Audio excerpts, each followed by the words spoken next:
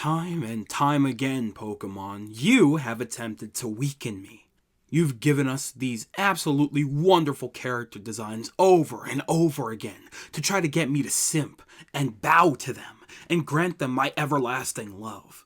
But you fools have forgotten the crucial fact that I am the messenger, the ultimate paw of Shinx. I will bow to no other, no matter how beautiful these women are. You will never catch me simping.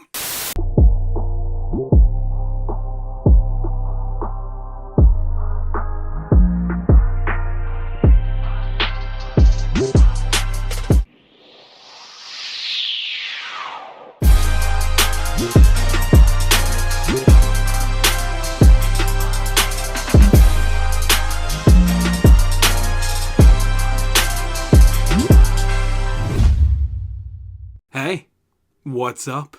And welcome back to the story mode. So I'm more than sure that by the time this video has actually finally released, it will have been a good little minute. I know, I've been a little quiet more so than ever, especially this last month. Being a PokeTuber these last 2 years, I felt a heavy responsibility to play this game so that I could give my proper thoughts on things. The first time that I played the game, I played through on stream with you guys so that we could experience the game for the most part together. And then naturally, I needed as much review footage as possible, so I had to go ahead restart the game on the other version, Scarlet, and then play through it again. I make sure to utilize my knowledge and experience from my first playthrough on my second playthrough to really truly experience everything the game has to offer.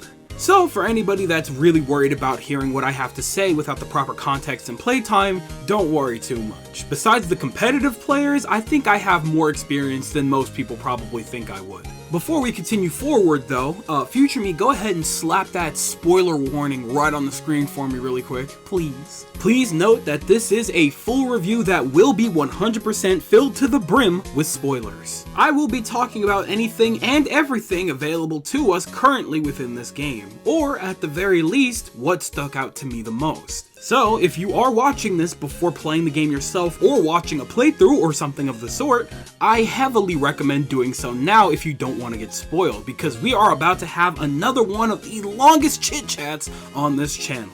I think that just about wraps it up for all of the general intro stuff, so do me a quick favor, sit down, get cozy, strap in, grab your milk, grab your cookies, and let's start chit-chatting a little bit.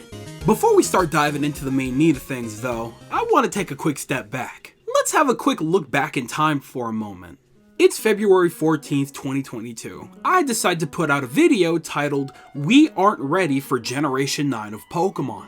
This video was made in response to follow up both Pokemon Brilliant Diamond and Shining Pearl and Pokemon Legends, which were released back to back of one another. These are both games that I felt personally, despite my experiences, both positive and negative, could have used more time to develop. The entirety of the Gen 4 revisit was generally a very mixed bag for me.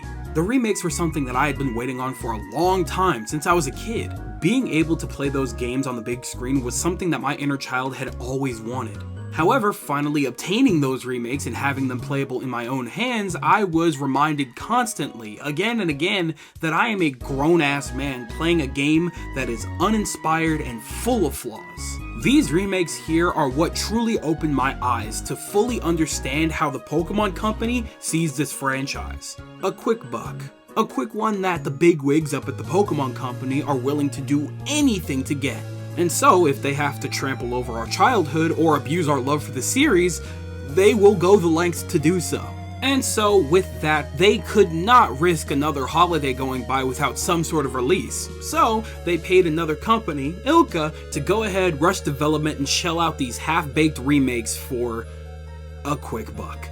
Thankfully though, things didn't completely end there. Announced the exact same day that the remakes were, we were also looking forward to Pokemon Legends, only about 2 months later. The situation was already weird considering the fact that they announced 2 big mainline games on the same day, but a Pokemon game to be released after the holidays is practically unheard of.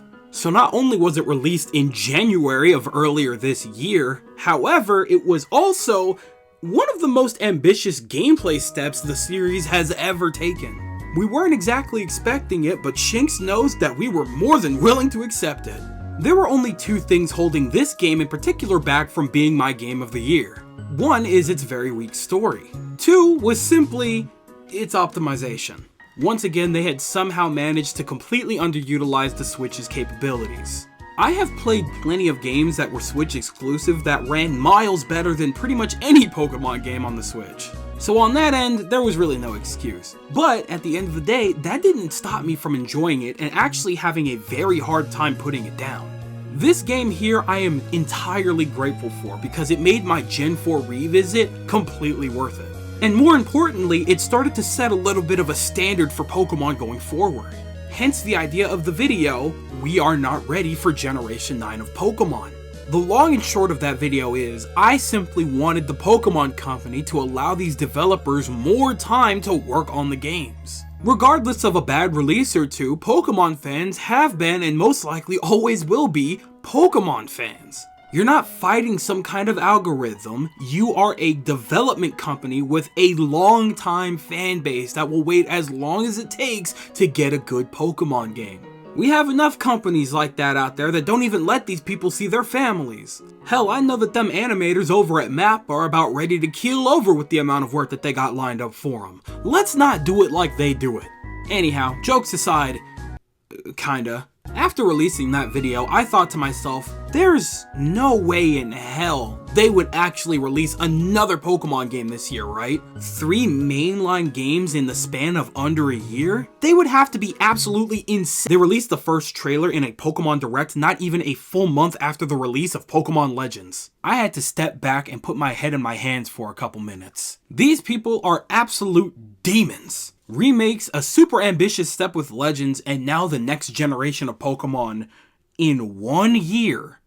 That is batshit. So, naturally, I had to put my review for Pokemon Legends on the back burner, because there was no way that we weren't going in depth talking about this new generation. The first trailer definitely caught me off guard and surprised me a lot, considering the fact that while it did look a little rough around the edges, it had a stronger start to me than Pokemon Legends did.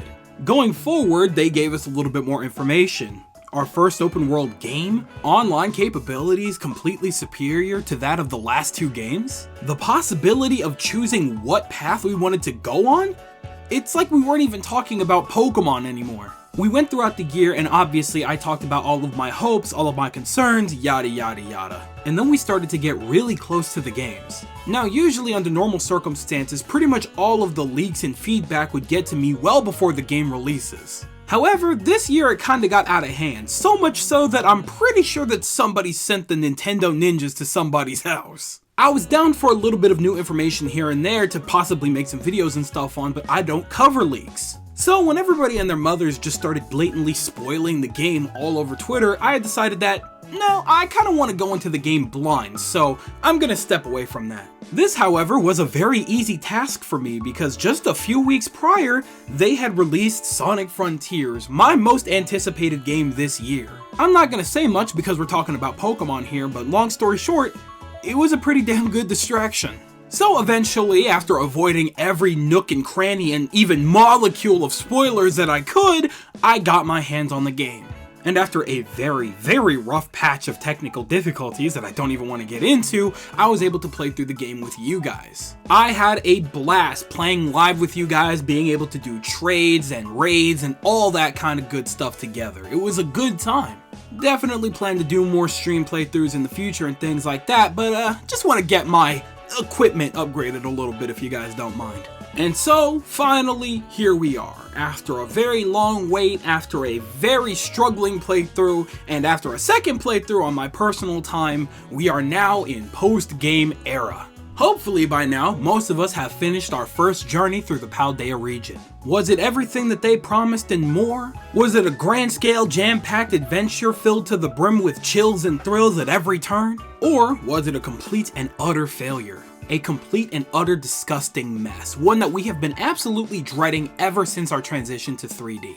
Well, after that super long interlude, why don't we go ahead, kick back, sit down, and truly dive into all of my opinions, all of my thoughts, and all of my experiences, good or bad, in my official review of Pokemon Scarlet and Pokemon Violet. So I'm sure that most of you already know the drill by now. For the first half of this video, we're gonna go ahead and go over everything that I enjoyed about the game. And then we're gonna go ahead and flip the coin, and in the second half, we'll be discussing everything that I wasn't exactly fond of during my playthrough. So, on that note, without further ado, let's hop on into it. The first thing that anybody in their right mind when playing this game has to acknowledge is the immersive open world. This game offers our true first open world experience in the Pokemon world. And for their first real attempt at it, it's exactly what you'd expect. The moment, and I do mean the very moment that you're able to get ripping and running, it feels almost impossible to stop. The world in of itself is so inviting, and there's something around every little corner that you have to check every crevice. And my curious ass, if I can help it, I will check every nook and cranny available to me. I was also very pleasantly surprised about the size of the map. I was not expecting it to be that huge, but here we are. Now, I don't know if anybody has done that one test like they did back in Zelda Breath of the Wild, where you time how long it would take you to get from one end of the map to the other.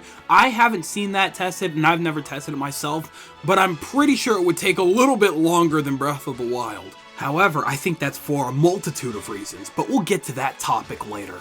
Anyhow, another thing that definitely doesn't help is the fact that there are just items all over the place. And I'm not talking about, oh, if you go to this corner, there's a Pokeball, and then you go to another corner nearby, there's another Pokeball.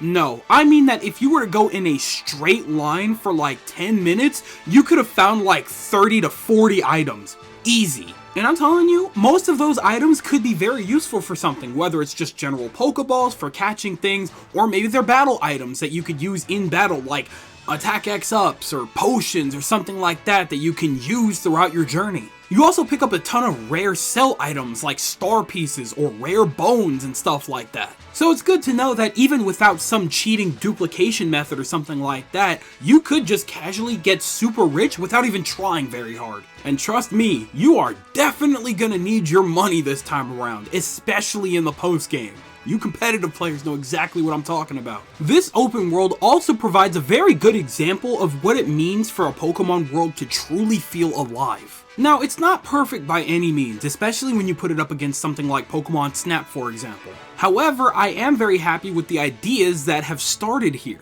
For the most part, a lot of these Pokemon kind of just do their own thing. Sometimes they'll be hanging out in crowds, sometimes they'll go off on their own and hang out by themselves, and sometimes they'll just go near a shady tree and take a nap. Sometimes their habits change whether it's day or night. For example, during the day, if you spot a group of Noibat, usually you'll see them walking around on the ground. However, when it's nighttime, they'll be flying around in the air. They're bats. It just makes sense. Also, depending on the Pokemon, they may have very different reactions when you walk up to them in the overworld. If you walk around a group of Mareep or something like that, they'll just kind of stand around and see what you do.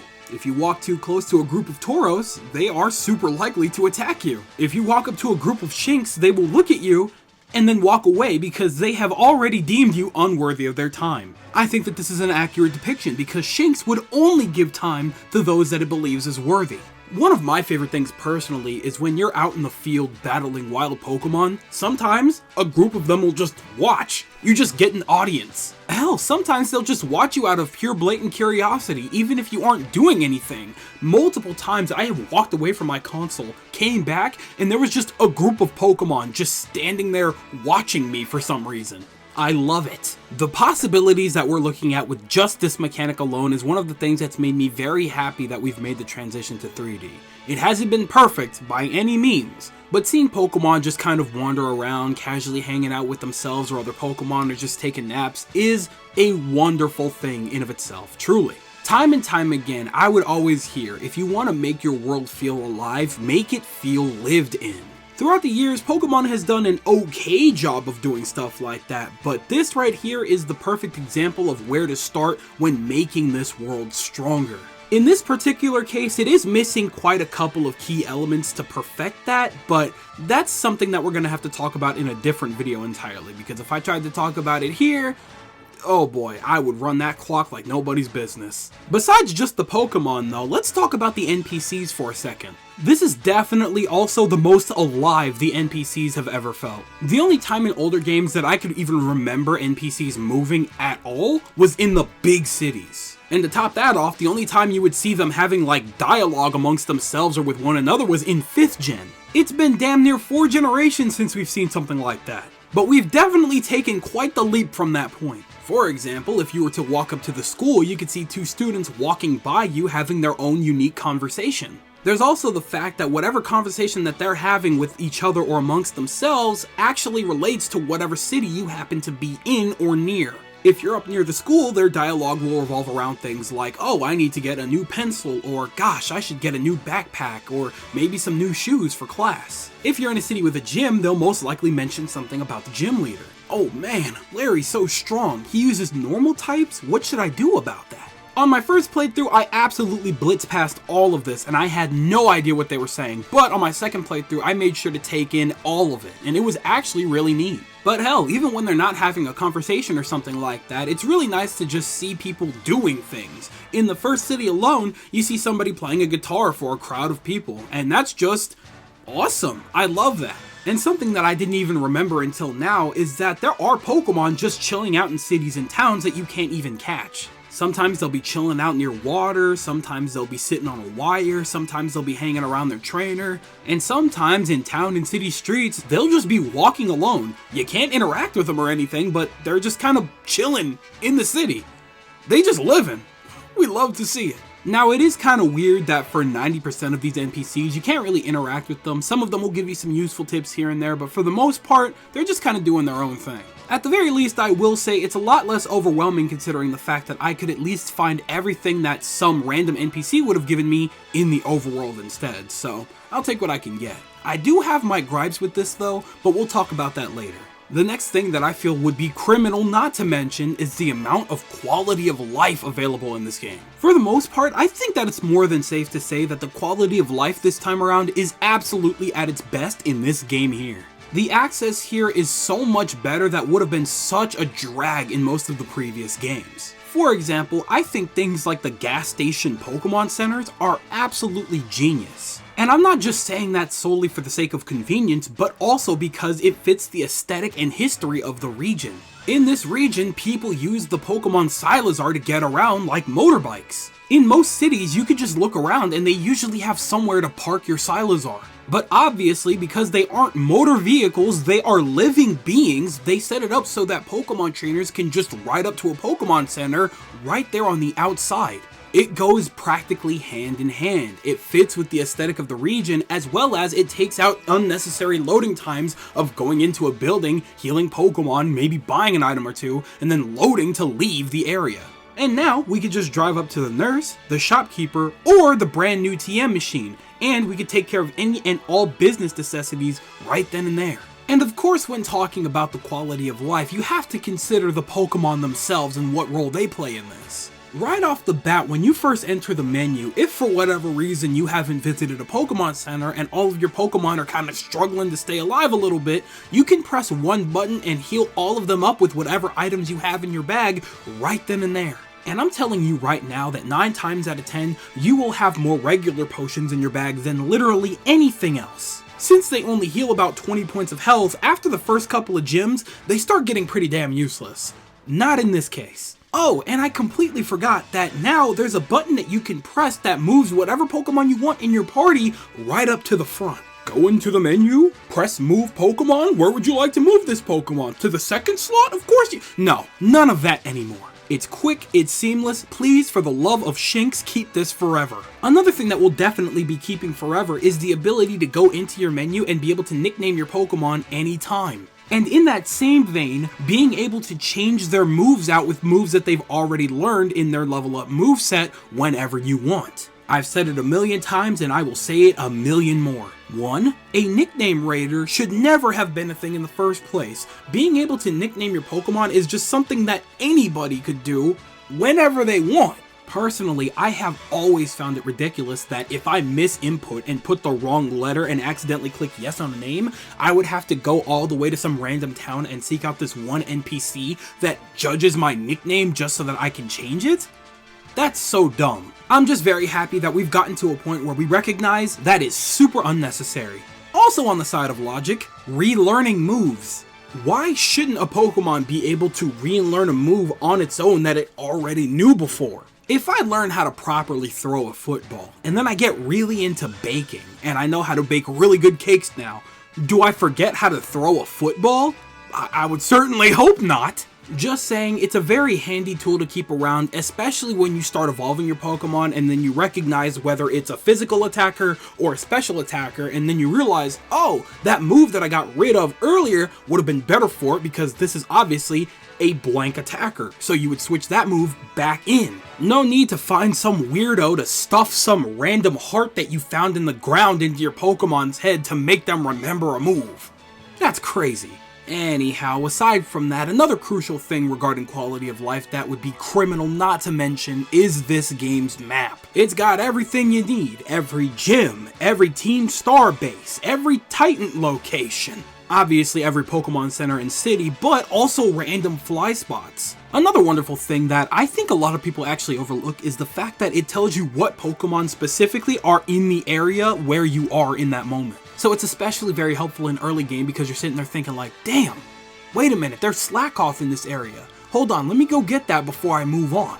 And then you never end up actually finding the motherfucker because he's actually up in a tree and you never knew that because the game never told you that you can hit trees. But hey, you know it's there so that when you're completing the Pokédex later on down the line, maybe in post-game, you know where to go. Speaking of finding Pokemon easier than ever, not only does it map out every Terra raid that's currently on the map with the typing of the Pokemon that you would be fighting, it also shows you where every mass outbreak is taking place with what Pokemon is breaking out, and it updates every 24 hours so it's always fresh. So if I decide to grind out normal Terra type Terra crystals, I could just fight a bunch of normal type Terra type raid Terras. Jesus Christ, I'm losing my mind here. If I want to fight normal types, I can find normal types on the map and go right after them. And then hey, maybe midnight hits all of a sudden and I see a Shinx outbreak and I want to go catch a shiny Shinx real quick. I could just go over, shiny hunt, do what I need to do, and then get right back to it. Being able to mark where you need to go on the map has been a very useful thing, especially because no matter what, even if you mark something, if you're far away enough, you will get sidetracked. This is, by far, even though it can have its issues, the best map that we've ever had in a Pokemon game, and it is not close. Another one of my favorite additions to this game is easily the League Point system. This is essentially a second form of currency that you can utilize on anything you want. Items, TMs, whatever you need. And thankfully, it's just as easy to earn as regular currency. We can get them through tapping on Terra Crystals, battling the correct trainers, or just doing the Team Star story mode, which gives you easily the most. And you know what? I'm pretty sure that at the time of this specific recording, they're giving out a mystery gift for like 20,000. So that's probably gonna happen often. But anyhow, it's just another form of currency, so if you happen to be low on money for some reason, hey, there's a good chance that you completely forgot about all of those league points that you collected and you can utilize it in that situation. It's great. By the time you get around to post-game, everything starts getting really expensive, so it's very nice to have two constantly racking currencies back to back. Now, even though the League Point currency can be used for pretty much anything you want, I think that the thing that it goes most hand in hand with is the TM system this time around. Now, at first I thought that I was going to have a serious love-hate situation with this because TMs have been kind of handed to us for so long that it feels kind of pointless to make a system where we have to kind of work for it. But honestly, even now, it's really not that much work. At all. If you're properly exploring the game, getting every item that you can on the map, including TMs and battling random Pokemon, catching random Pokemon and things like that, 9 times out of 10, you will have the ingredients that you need to make the TM that you want. Now, usually that would be a problem under normal circumstances. However, playing through twice and being in post-game, I have never had a problem where I needed a TM and I didn't have the ingredients to make it. I never thought that hunting Pokemon like that would come in handy like that. And here we are. They definitely could have been a little more creative with these Pokemon parts though. I don't think I'm too fond of the idea of bottling up sweat from a phalanx.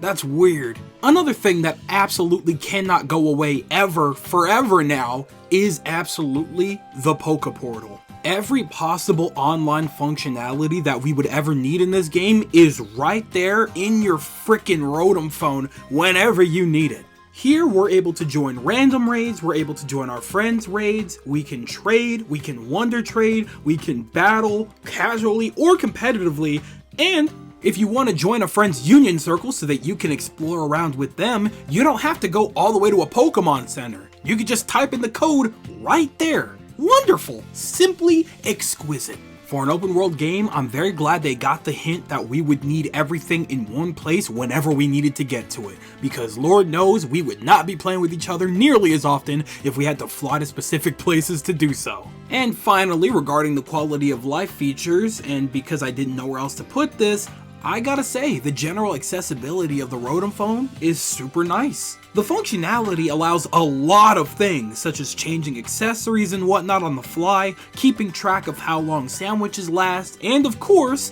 the photo mode, an absolutely necessary pinnacle when it comes to true open world games. We cannot have an open world game without selfie mode. And also, technically, it is where the map and Pokédex are located, so it is by far the most useful variation of the Rotom phone we've ever had. I'd say it's pretty damn deserving of its changeable cases. Would have been nice to have some decoratable ones, but this is cool too. Alright, so with that, why don't we start moving into the territory of gameplay and features that I really liked in this game. Now, one thing I gotta say is, the music? Pretty damn good this time around. I will be completely honest though, when I was playing the game for the first time, since I was streaming it, it was very hard for me to focus on the music. And then on my second playthrough, I had the game muted because I was watching One Piece in the background, so yeah, for the most part, I definitely didn't listen to this music as it was intended to be listened to.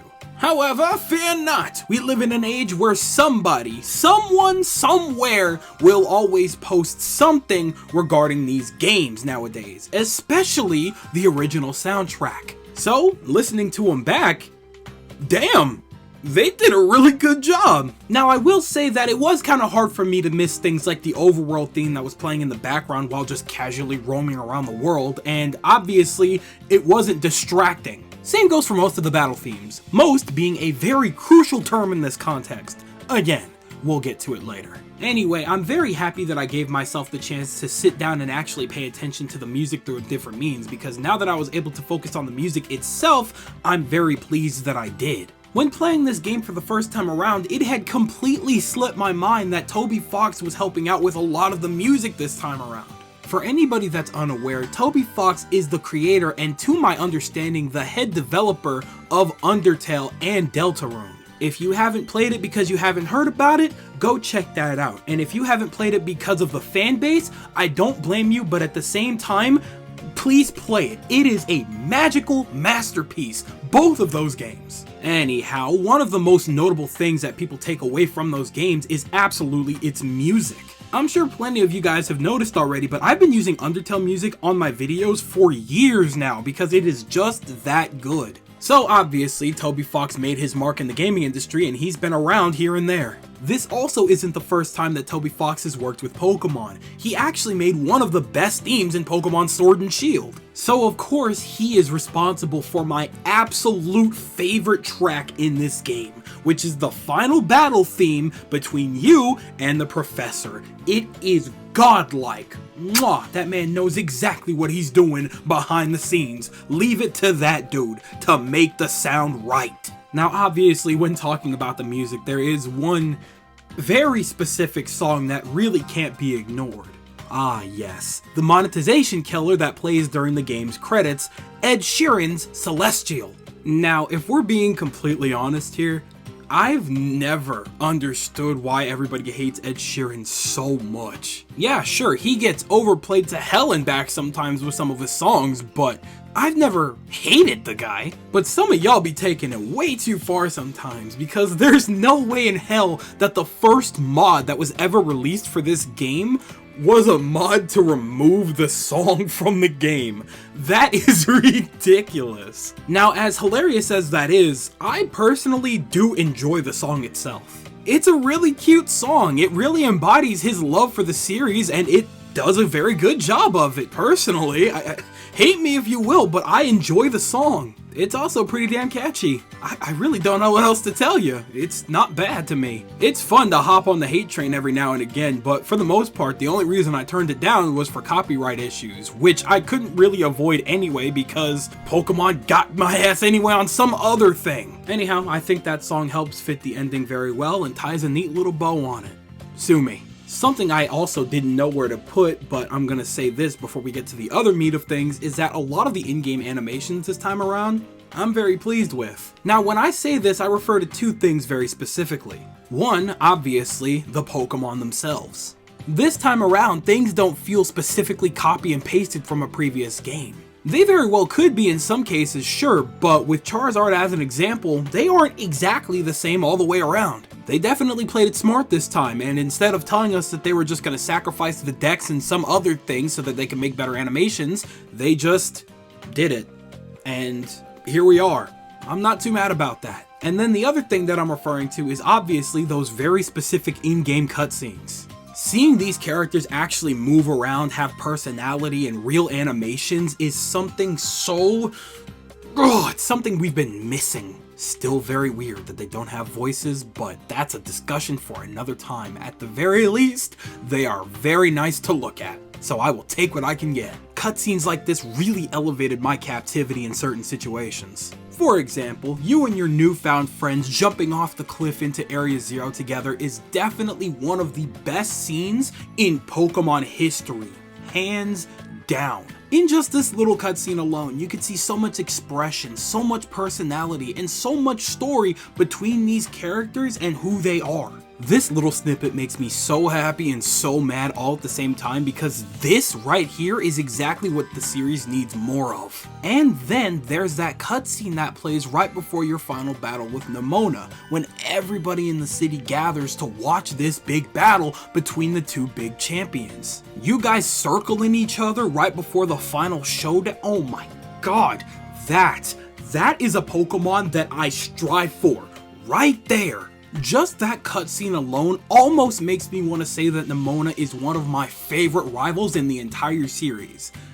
Almost. We'll talk about this. Anyway, I could talk about the animation all day, but the long and short of it is, it's very good and I want more of it, damn it. Okay, we've talked about the other two. Again, had no idea where to put them, so I put them at the beginning. Now let's talk about gameplay. Now obviously, battling is the same as ever, which frankly is never a problem for me. I've always loved turn-based combat, and I always will. However, even I can admit, playing with the same exact routine gameplay for years on end, it can get a little tiresome. Which is specifically why I was not mad in the slightest when they went ahead and decided to reveal to us our new gimmick, terrestrialization. With this new mechanic, we crystallize our Pokemon and essentially turn them into a monotyping.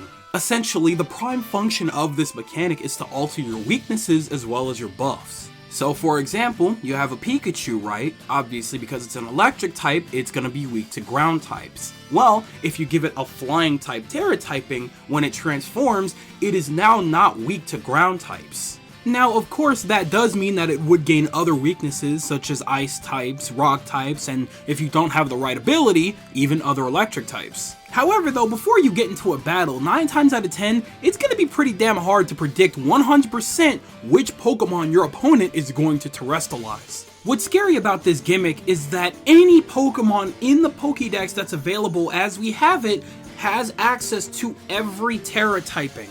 Long story short, if you play around hard enough, you can make any Pokemon any Terra typing that you want. And with the correct strategy based around that Pokemon, it can be a terrifying feat. And that's what I like about this mechanic so much. It uses a lot more brain power than any other gimmick we've had so far. Allowing any of the 400 plus Pokemon to take on any Terra typing at any given time is so busted. And I love it. Now this is me talking from a competitive standpoint. From a casual standpoint, it's just a really fun buff to have. Once you get access to it, you can pretty much utilize it anytime you want, however you want. Now of course, much like other gimmicks, this one also has its limitations. If you terrestrialize in battle, afterwards you have to recharge your Terra Orb, and there's only 2 ways you can do this. Either A, heal up at a Pokemon Center, or B, tap on a Terra Crystal. Now on one hand, it does feel a little tedious. Why should I have to go around and recharge the Terra Orb every single time I terrestrialize? Well, to put it bluntly, it's so that it's not overpowered as hell throughout the main story. If I'm gonna terrestrialize, I'm gonna make sure that there's a reason that I'm using it, because I'll be damned if I have to waste my time going back and forth to a Pokemon Center or a Terra Crystal every single time I feel like I need a quick buff. A quick buff that I probably didn't even really need for that last battle.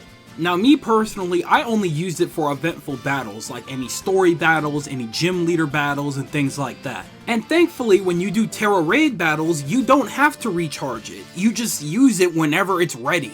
So personally, I like to think of it as a necessary limitation. There's some give and take. Unlike last generation, it doesn't last 3 turns, now it lasts the whole battle. However, we have to charge it every single time we want to use it. I personally think that's more than fair. So if it wasn't obvious, I really like terrestrialization a lot. It allows a type of strategy for the series that I never even thought possible. This is by far, easily the most diverse, flexible, and accessible gimmick we have ever seen in this series. A gimmick where any Pokemon can be anything it wants or deserves? Yeah, I'm a huge fan. Yeah, it's no Mega Evolution, but you know what? It's a very considerable close second for me. Speaking of things that I'm a fan of, earlier I mentioned Terra Raid battles. Yeah, we're gonna go ahead and talk about that. When we first heard that there was obviously gonna be online multiplayer, I was thinking to myself, how in the world are they gonna top raid battles from 8th gen? Especially because we already know that Dynamaxing and Gigantamaxing aren't coming back for this generation. Well, lo and behold, not only did they bring back raid battles, but they did it in a new way, in a new style, with a new gimmick. Much like the gimmick of terrestrialization itself, you have to be careful going into some of these raid dens because they also require a little bit of strategy. Much like the previous game, 4 of you at once can go into a Terra Raid den. You could either do it by yourself, you could grab 1 or 2 friends, or you can have a full squad of friends or random people. And this time, instead of being completely turn-based like the last game, now it's more of a free-for-all. While you can still support your teammates, your main goal is staying alive and also dealing as much damage as you can, or focusing on one or the other. Also this time around, the only way to lose is to completely run out the clock. Every time your Pokemon faints during a raid, that chips away at the clock's time a little bit. So obviously the best strategies you can bring is either surviving long enough for your partners to deal as much damage as possible, or for you to deal more damage than how much time is left on the clock. Now, while it does take a little bit more effort and thought than the previous game, I have to say, there are so many things that I like so much better about these style of raid battles. That they turn the battles into active style battles. In the previous game, we had to wait for every individual Pokemon on the field to take its turn. Oh, this Pokemon debuffed that Pokemon. Oh, this Pokemon debuffed everybody, so we have to wait individually for all of the animations to go through to see their defenses go down. We're not dealing with that individual BS anymore. Everybody on the field can choose an attack to do and it goes through immediately. So most of the time you're watching the opposing Pokemon take back-to-back hits. And then of course the opposing Pokemon will attack either one individual Pokemon or maybe every Pokemon out on the field. Either everybody survives or maybe one person dies or whatever. And then you just kind of keep going. Nothing's halted, nothing stops you, it's great. For me personally, it's created a very good flow in which helped me burst through a lot of these Terra Raid battles in almost no time at all. The second thing that absolutely should be noted is the fact that you aren't penalized for going into these Terra Raid battles by yourself. Now, like I said earlier, when you go into these battles alone, the game does give you 3 NPCs to work alongside. Now, of course, the previous game did this as well. However, there's a very vast difference this time around. 1, the NPCs actually get Pokemon of a fitting level to take on the raid boss. And 2, even if the NPC's Pokemon are knocked out during battle, they don't run out the clock. I'm so glad that somebody up at Game Freak finally recognized that we shouldn't be punished for something that's completely out of our control. Sure, not every single time that the NPCs bring out a Pokemon for these raid battles are they gonna be useful. However, the fact that I don't have to worry about them in the slightest is what brings me joy.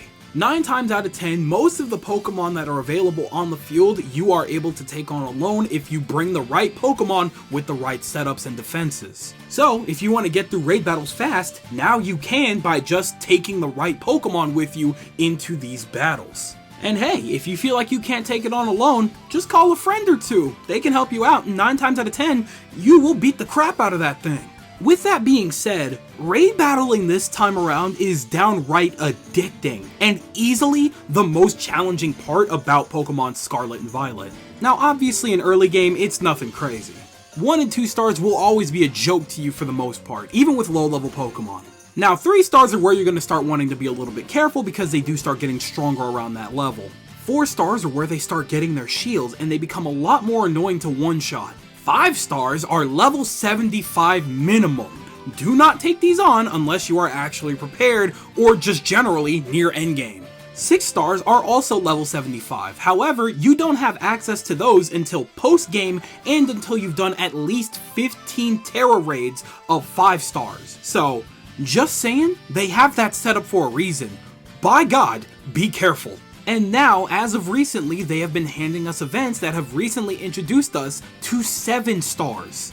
These are level 100 competitive ready Pokemon that will rock your shit if you are not properly prepared, because these are the reincarnate of Satan itself. Now, it may sound a little overdramatic, but that's only because I'm basing this solely off of the Charizard experience, the only 7-star that we've had so far. We have a lot more coming down the line, and I'm assuming that they're all going to be just as strong, if not even possibly stronger, than Charizard. The way that a lot of us had to come together and strategize how to take down these Charizards, it felt almost like a touch of the Pokemon Go era for a minute. It was actually crazy, and I kinda loved it. And I'm sure the same thing is going to happen for the next couple of 7-stars that are going to come to this game down the line. Now, what I also love about these 7-star raids is that not only are they a phenomenal challenge to really test our might against these really strong Pokemon, but they also give us access to Pokemon that aren't available in this Pokédex. Charizard, our first ever 7-star Terra raid, was not available originally. The one that's coming up next at this point in time is Cinderace, another Pokemon that we do not have access to. So now I'm actually super inclined to come back to these games every now and again so that I can get access to these Pokemon that I wouldn't have a chance to get otherwise. In Sword and Shield, that wasn't a thing. By the time they had started rolling out events to give us these specific Gigantamax Pokemon in Sword and Shield, I had already completed the Pokédex, meaning I had no reason to go out of my way to try and get these other Gigantamax Pokemon. It was kind of a waste of time for me. And then there's the case of Scarlet and Violet, where you have maybe 1 to 2 chances during the course of maybe 2 weekends to get these Pokemon that you could not get otherwise. Yeah, I'm gonna try. I may not get there for every single event, but I'm gonna try. Now, even with this, there is a little bit of give and take. If you manage to beat a 7-star Pokemon that you don't have access to normally, when you do beat it, you're able to catch it. Thankfully, there's a 100% capture rate. However, though, the downfall is that you only have access to 1 per save file, meaning that after you capture that event Pokemon, that is it. You cannot get another one. Now, while being able to only catch 1 is an absolutely insane decision in of itself, at the very least, you can continue to participate in other people's raids and your own, and the rewards are so worth it. The experience candies, the Herba Mystica, the ability capsules, the Terra Shards so that you can change your Pokemon's Terra typing is so worth it. So, even if I already have my event Pokemon captured and ready to go, if somebody else asks me for help on theirs, I'm more than willing to do so. Not only because of the rewards, but because strategizing like that is so much fun. Taking down these absolute monsters is so much fun to me when we're doing it together.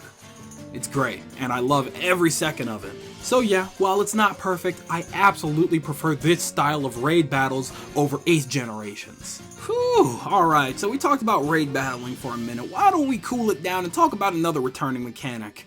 Mass outbreaks. Now, this wasn't in the main generational games, this was actually a mechanic from Pokemon Legends. However, I am very happy that they brought it back. Now, there's not a lot to say about this mechanic in particular, but I'm just very happy that they brought it back. It's very helpful for going after Pokemon that you might want in large quantities, or just generally for shiny hunting. Long story short, it's great, I love it, and I want to see it throughout the rest of the series. Simple as that. Another mechanic that's made its way back into the series in its own unique way that I've come to love is the picnic feature.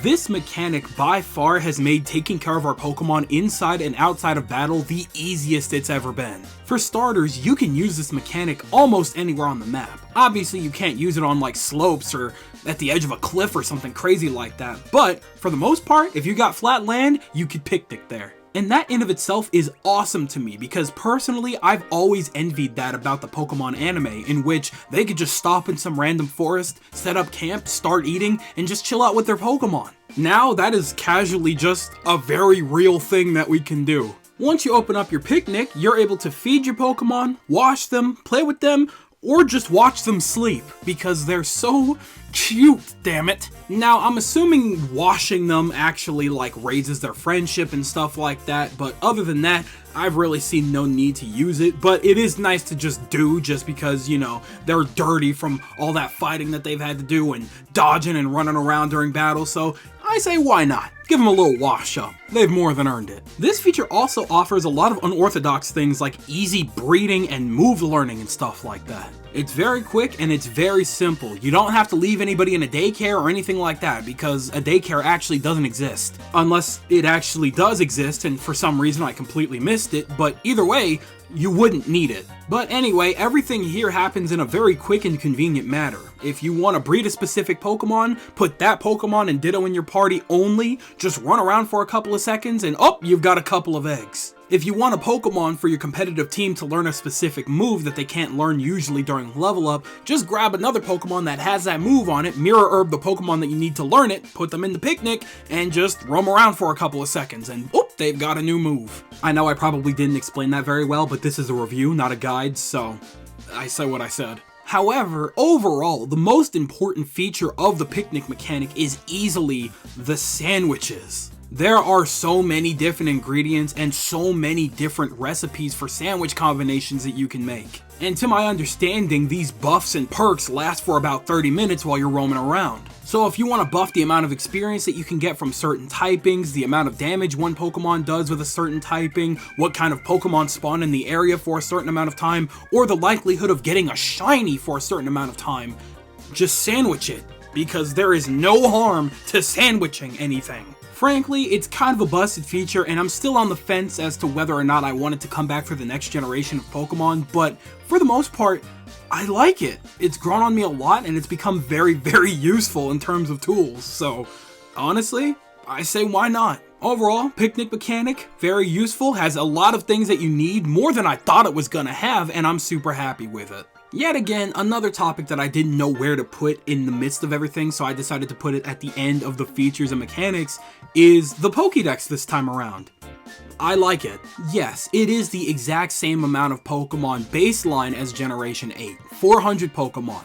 Maybe this is just me, but personally, I feel like this Pokédex more than ever has a much better balance of new and old Pokemon. And also, most of the new Pokemon are great. I like a lot of them. Thinking about it, there's not even really a Pokemon on this list that I don't like besides maybe like Squawkabilly, and it's not that I don't like it, I'm just indifferent about it. Other than that though, we've got a lot of really good Pokemon with some awesome abilities and designs this time around, and I am all for it. And then on the other side of things, I think that there's a really good balance of Pokemon that we haven't seen in a long time, and Pokemon that continue to return all the time, but Pokemon that we clearly need, like Sneasel and Weavile. Shinx has been in the last 4 games without fail, but you don't see me complaining about it, no sir. I just think that we have a lot of good options here, and with the power of terrestrialization, we can utilize a lot of these older Pokemon in ways that we never imagined before. And honestly, I just think that that's really neat. And so we finally move on to the prime meat of things. The story and the characters. Before this game came out, you guys heard a lot of my concerns throughout the year. One of my biggest concerns though was with the story. I was almost positive that the story would have to suffer to compensate for this new open world style game. And so because of the very low bar that I set, I have to admit that I'm genuinely surprised that this story offered a lot more than I thought it would. Originally, separating this game's plot into 3 different storylines almost sounded like suicide for this game's storyline. But playing it for myself, I've come to understand more than ever that doing that actually helped to benefit this game's playstyle. So instead of the usual do a Pokemon gym, get interrupted by something or somebody, and then maybe go to the next gym and then have to do some crazy event battle and then go to the next gym, it's just, hey, either do this, do the gyms, or do this other thing. And this works wonderfully because it doesn't kill the flow of your personal gameplay experience. The pacing of this game's story is completely up to you. The order in which you receive it is also completely up to you. I could not imagine a scenario where all of these storylines were mixed together. That would be way too much. Now before we get to the main meat of things, I do have another situation in which I didn't know where to put this, so I'm gonna go ahead and throw this in now. the school scenario. At first, I was dreading the fact that our character was visibly in school this time around when we first heard about it. I was just thinking to myself, there's no way in hell one of these storylines is going to have us actually sit through classes, right? And thankfully, I was completely right. The school stuff serves as mostly a formality when you first start up the game, just to give your character a story and what their business is going on this grand treasure hunt. However, it's actually also very helpful for two other specific reasons. The first of which is actually for newcomers. Now, after the game releases you into the open world to go on and explore, if you understand Pokemon to a T, 9 times out of 10 there's really no reason to come back to the school. Hell, when I think about it, even in my personal stream playthrough, if you look back, I did not go back to the school even one time. However, I very much regret that, especially for early game. During my post-game, I went back to the school and learned that they actually offer classes for you to learn in. You've got biology, math, history, languages, English, battle studies, and art. Obviously, the farther into the game you get, the more access to these classes you have. In each class, you take about 3 classes to learn some new material. You take a midterm, you take another 2 or 3 classes, and then you take a final, and then you're done with that class. Every time you take a midterm and a final, and you pass of course, you get rewarded with things like candies and stuff for, you know, a congratulations on passing. Now for late game, the prizes that you get aren't really all that worth it, but if I had known to come back earlier, I absolutely would have done so. Now, like I said earlier, I think that these classes are very worth visiting for newcomers to the Pokemon series. It'll teach you some general mechanics for the game, it'll teach you certain Pokemon typings and matchups and how they work against each other. They even teach you really specific stuff, like exactly how much damage super effective and critical hits do in comparison to regular hits. Oh, Jesus Christ, come on, dude. What the f? So if you've got family, friends, or maybe a significant other that's playing the game alongside you and they don't really understand all of the basics of Pokemon and you aren't patient enough to teach them, the game does it itself. And you know what? If I'm remembering correctly, I'm pretty sure there's some pretty cool lore stuff in the history class, so honestly, even for old heads like me, it's pretty worth taking a visit to. Now, I'll be completely honest, I feel kinda bad because the only reason that I even bothered going back to the school was because I heard that you can get a Galarian Meowth by finishing one of the classes. Hearing that, I figured that it was just gonna be a huge chore and it was gonna be a drag to get through, but I'm glad I went through it because I actually had a lot of fun doing so. It was really fun to test out my Pokemon knowledge and see exactly how much I knew. Even as long as I've been playing Pokemon, I don't know everything like I thought I did. Now, the second reason that I believe that it's worth it to go through these classes, and the reason that I put it in the story and characters, is because it's actually a good way to meet all of the teachers and staff. I was in very late game when I figured out that you could actually build relationships with people like the director and the nurse. And then I figured out the more classes you do, the more that you can actually interact with and learn about these other characters that are at the school. You get a pretty damn good glimpse into their personalities, why they became a teacher, their relationships with other people, and it's really fun to see. For a long time, you guys have heard me talk about how to change up Pokemon, and a few of you have actually caught me. I am a Persona fan, so building relationships and stuff like that to better your character, better other characters, and better your general gameplay, yeah, that's a huge thing for me. Now, obviously, they weren't going to get that crazy with it because this is Pokemon. So yes, while you are able to quote-unquote build relationships with these other characters, it's solely for fun. It doesn't really grant you any other bonuses. However though, I can absolutely tell that this is definitely one of the spaces where the developers had a little bit of fun. Which is why I'm kinda sad that the game doesn't really push you to take these classes because to me it feels really worth it. But again, since it doesn't really give you anything, I can see why it's very easy to just skip over entirely. But in my personal opinion, I say that if you're going after that Galarian Meowth that's out there for some reason, I say try visiting the other classes too. It's very fun. Okay, now that that's out of the way, we can move right back to the main subject. So much like I said earlier, I was expecting bad or worse for this game's plot, but in turn, what I actually got was a really simple tale of a boy and his dog. And no, I am not kidding. When it boils down to it, the Path of Legends story revolves primarily around Arven. And while part of it actually is about his dog, it's actually a little bit deeper than that. Or at the very least, it gets to that point. But for the Path of Legends specifically, we stick with Arven, his dog, and our partner Pokemon, Koraidon or Miraidon, depending on what game you're playing. When you first meet Arven at the beginning of the game, he's the one that actually gives you the Pokeball to Koraidon or Miraidon.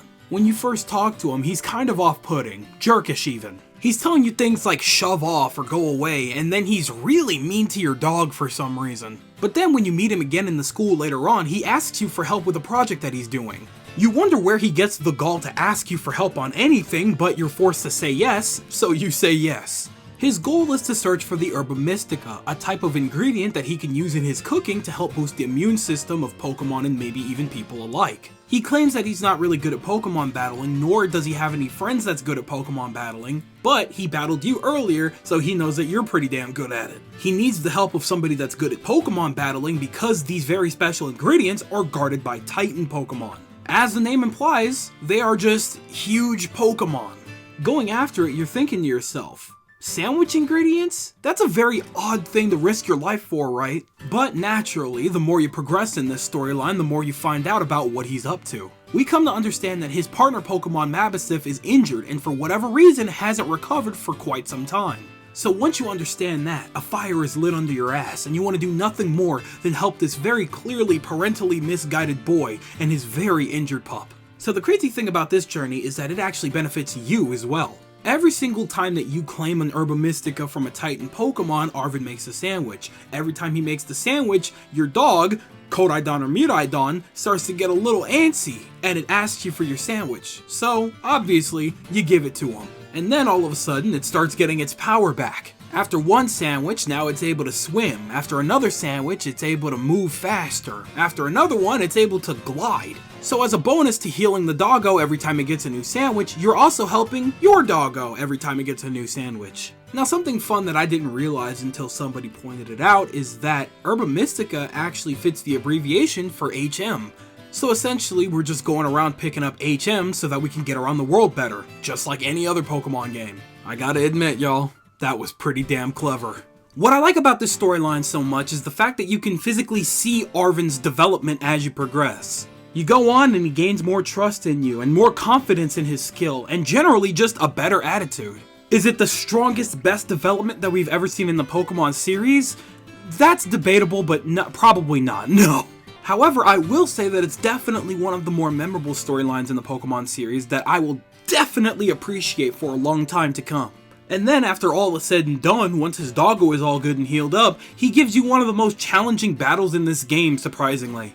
I say most challenging, but in reality, he just came at us when we were not prepared. We were not expecting those levels of Pokemon. That's crazy. And hey, you know what? At the end of the day, I asked for a challenge and they made damn sure to give it to me, so I can't be mad. And the craziest thing is, his story actually doesn't really end there, but we'll have to circle back to that in a minute. Why don't we focus on our second storyline that uses unorthodox methods, much like the first one, Starfall Street. And I'm sure to nobody's surprise, this story revolves around Penny. We meet her when she's seemingly getting harassed by a couple of random students calling themselves Team Star. Now obviously, we're cocky as hell, so of course we're gonna intervene. In this battle, we're introduced to terrestrialization, so we kick their asses promptly and they go away. Penny thanks us, leaves, and you don't see her for a good minute. All of a sudden, after you introduce yourself to Arven in the cafeteria, somebody hacks your phone and introduces themselves by the name of Cassiopeia. You don't know their face, you don't know their real name, but they are asking you to help them with Operation Starfall. And naturally, we're a couple of go-getters, so why would we say no? Unbeknownst to us, of course, the director overheard our conversation and decided to put himself in the mix. The primary goal of Operation Starfall is to take down all of the Team Star bases along with the leaders of each base. Outside of shiny hunting, this storyline is where you're going to be using the Let's Go mechanic the most. You go inside the base and the first 3 Pokemon on your team are allowed to just pop out and go slaughter everybody on the field, and then you get to take on the boss. Every single time they're defeated, they respect the power, step down from their miniature thrones, maybe give you some kind of a TM and walk away. Cassiopeia will be thankful and send you compensation through Pokemon League points. And then, after that's all done, and what gave everything away for me personally, was when Penny would show up afterwards and give you a bunch of different Pokemon materials so that you could craft more at the Pokemon TM machines. Like, girl, come on. Independent study? Get that out of here. We already been new. And like I mentioned earlier, Director Clavel overheard and decided to insert himself into the situation. So to do so, he went undercover by dressing up as a student at the academy and calling himself Clive. Now that all of the groundwork is laid out and we have the context, I have to say, this was also a surprisingly good story. Penny's connection to Team Star was obvious right from the get-go, and it has you wondering the whole time what she's actually up to. Why is she trying to disband this group that she formed so long ago? Now naturally, like any other storyline, the more you progress, the more you learn. Every single time you go up to a Team Star base, there's always something intervening, whether it's some Pokemon that's been missing its trainer, or some people that want to get into the Team Star base to thank somebody or want to help somebody for some reason or other. Obviously, Director Clive understands that there's more to it than what's on the surface level. Hence why throughout this part of the story, he's usually the one to be able to talk people down. Every single time you defeat a Team Star boss, you get a flashback. The flashback that you get usually pertains to the Team Star boss that you just beat. And usually it explains their role in Team Star and why they got that role. And honestly, I thought that it was a neat little story. The more that you go along, the more that you learn that these people are actually victims. People who were bullied at school simply because they were a little more unique. These specific people were brought together to help rectify that situation and protect people who couldn't protect themselves. And obviously a lot of people rallied behind them because they felt the same way. So in turn, they were able to form Team Star, and the bullied became the bullies. So in turn, obviously a lot of these people stopped going to school and decided to terrorize anybody that got a little too close. Obviously, Penny had recognized that what she had formed had become a little more than she anticipated, which is why she called upon you to help rectify the situation. And naturally, the director felt that he shared part of the blame due to his negligence, so much so that he disguised himself and came on that part of the journey with you to keep up with whatever happens and to encourage you to continue and see it through. Now, I'll be completely honest, when I first heard about it, I was super worried about the Starfall Street storyline. Most of the teams past Generation 5 have been more or less a joke. Team Flare pretty much had absolutely no rhyme or reason for their actions. Team Skull was more or less of a pushover because they weren't even the main antagonist of that game. Team Yell wasn't even an evil team. So of course I was worried about Team Star. What would they possibly bring to the table this time around? And you know what? I'm pleased to say that they brought something very different to the table that I wasn't necessarily expecting, but one that I'm not upset with. The whole living long enough to see yourself become a bad guy concept has always been insane to me. But the more you go on, the more you realize that these aren't necessarily bad guys, these were just mistreated kids, bro. Like, dude, of course they've more than earned the right to defend themselves. But then all of a sudden when they do it back, they become a problem? How is that fair? This is exactly why it was super good that Director Clavel stepped in when he did. As somebody who had the power to actually change something and make a difference for these kids, the fact that he didn't really got to him. But of course, him going around pummeling the crap out of these people's Pokemon wouldn't really make much of a difference, hence why he had to rely on you to do it. It was a very big challenge that at the end of the day, he wasn't allowed to take on himself. And then, when all was finally said and done, he was able to step in and make the changes that would rectify the situation. Between the director, Penny, and the 5 leaders, I think we have a nice story of understanding here. What I like about this story is that it goes beyond just Penny. This involves the entirety of the school and understanding why everybody did what they did when they did it. In this situation here, everybody deserved a little bit better, and you were the final push that they needed to recognize that. This story also has a very tightly knit conclusion as well. Penny and the other Team Star leaders recognized what they did and why that caused so much trouble for the school. However, Clavel also realized that that isn't necessarily entirely their fault. Instead of expelling them from the school and letting them off with a slap on the wrist by having them work as trainers and stuff like that for the school is a very nice conclusion to me. I think that that's more than fair.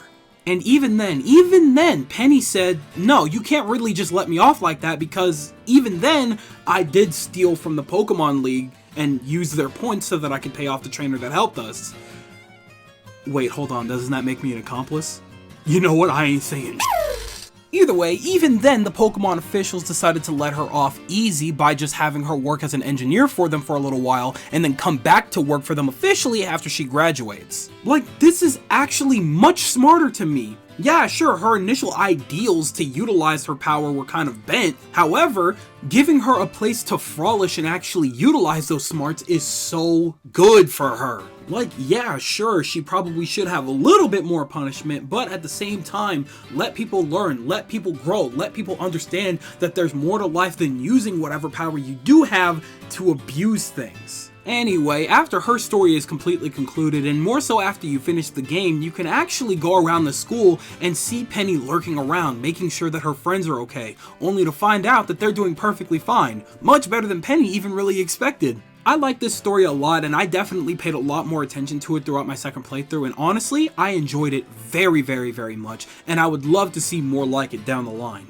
I love Penny's character, I love the Team Star boss characters, and I love Director Clavel. I hope that down the line we see some cameos. And last but certainly not least of our roster of main characters, we have we have Nemona. Nemona is our official rival for Generation 9, and she also is the one that guides you through the Victory Road storyline. The Victory Road storyline is exactly what you expect. Take on the 8 gym leaders to get all of your gym badges, take on the Elite 4 so that you can take on the champion and become champion yourself. Pretty standard stuff, I'd say, but the only thing that I find kind of weird this time around is the fact that there are multiple champions. Instead of there being like one overall champion, it's become more of a rank that anybody can reach. So now it's not one person holding a crown, it's essentially more of a couple of people holding a VIP card. Does that make sense? We'll circle back to that, but that's not what we're talking about right now. Right now we're talking about Nemona.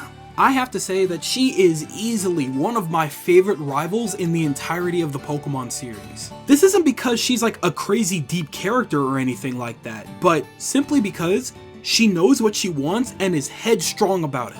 From the very moment the two of you guys lock eyes, she was dead set on molding you into her perfect rival because literally nobody else was able to keep up with her. Considering the fact that there are only 2 champions before you show up and nobody else is able to keep up with her, that's pretty insane. That's crazy. Regardless of that though, she looked at you and recognized almost immediately how much potential you had and carefully guided you into becoming the perfect champion so that you could eventually become strong enough to face off against her. She really doesn't have much of a story here. She's just some really strong trainer that decided to make you her rival and her perfect project so that you guys could face off, both of you, at full potential. I just love this character. Her absolute obsession over battling makes her so much fun to battle against. I always had a big ass grin on my face every single time I got the chance to battle her because I got the opportunity to prove that I had gotten stronger. She gave me super exciting battles from beginning to end, and I'm gonna look upon all of them fondly for a very long time to come. Besides just Nemona though, the entirety of the Victory Road path was filled with super fun and unique characters. Obviously I'm not crazy head over heels about every single character, but a lot of them did stand out for me. Obviously, Iono became kind of a bigger name because of the way that they utilized her for advertisements for the game and things like that. And so obviously I was super excited to get to her gym, and when I did get there, I had an amazing time. She was a lot of fun, her gym challenge was a lot of fun, and her gym battle was a lot of fun. The only thing that she's missing is her voice. Another infuriating conversation that we need to have later. Did you know that she shares a voice with Jolene Cujo and Power from Chainsaw Man?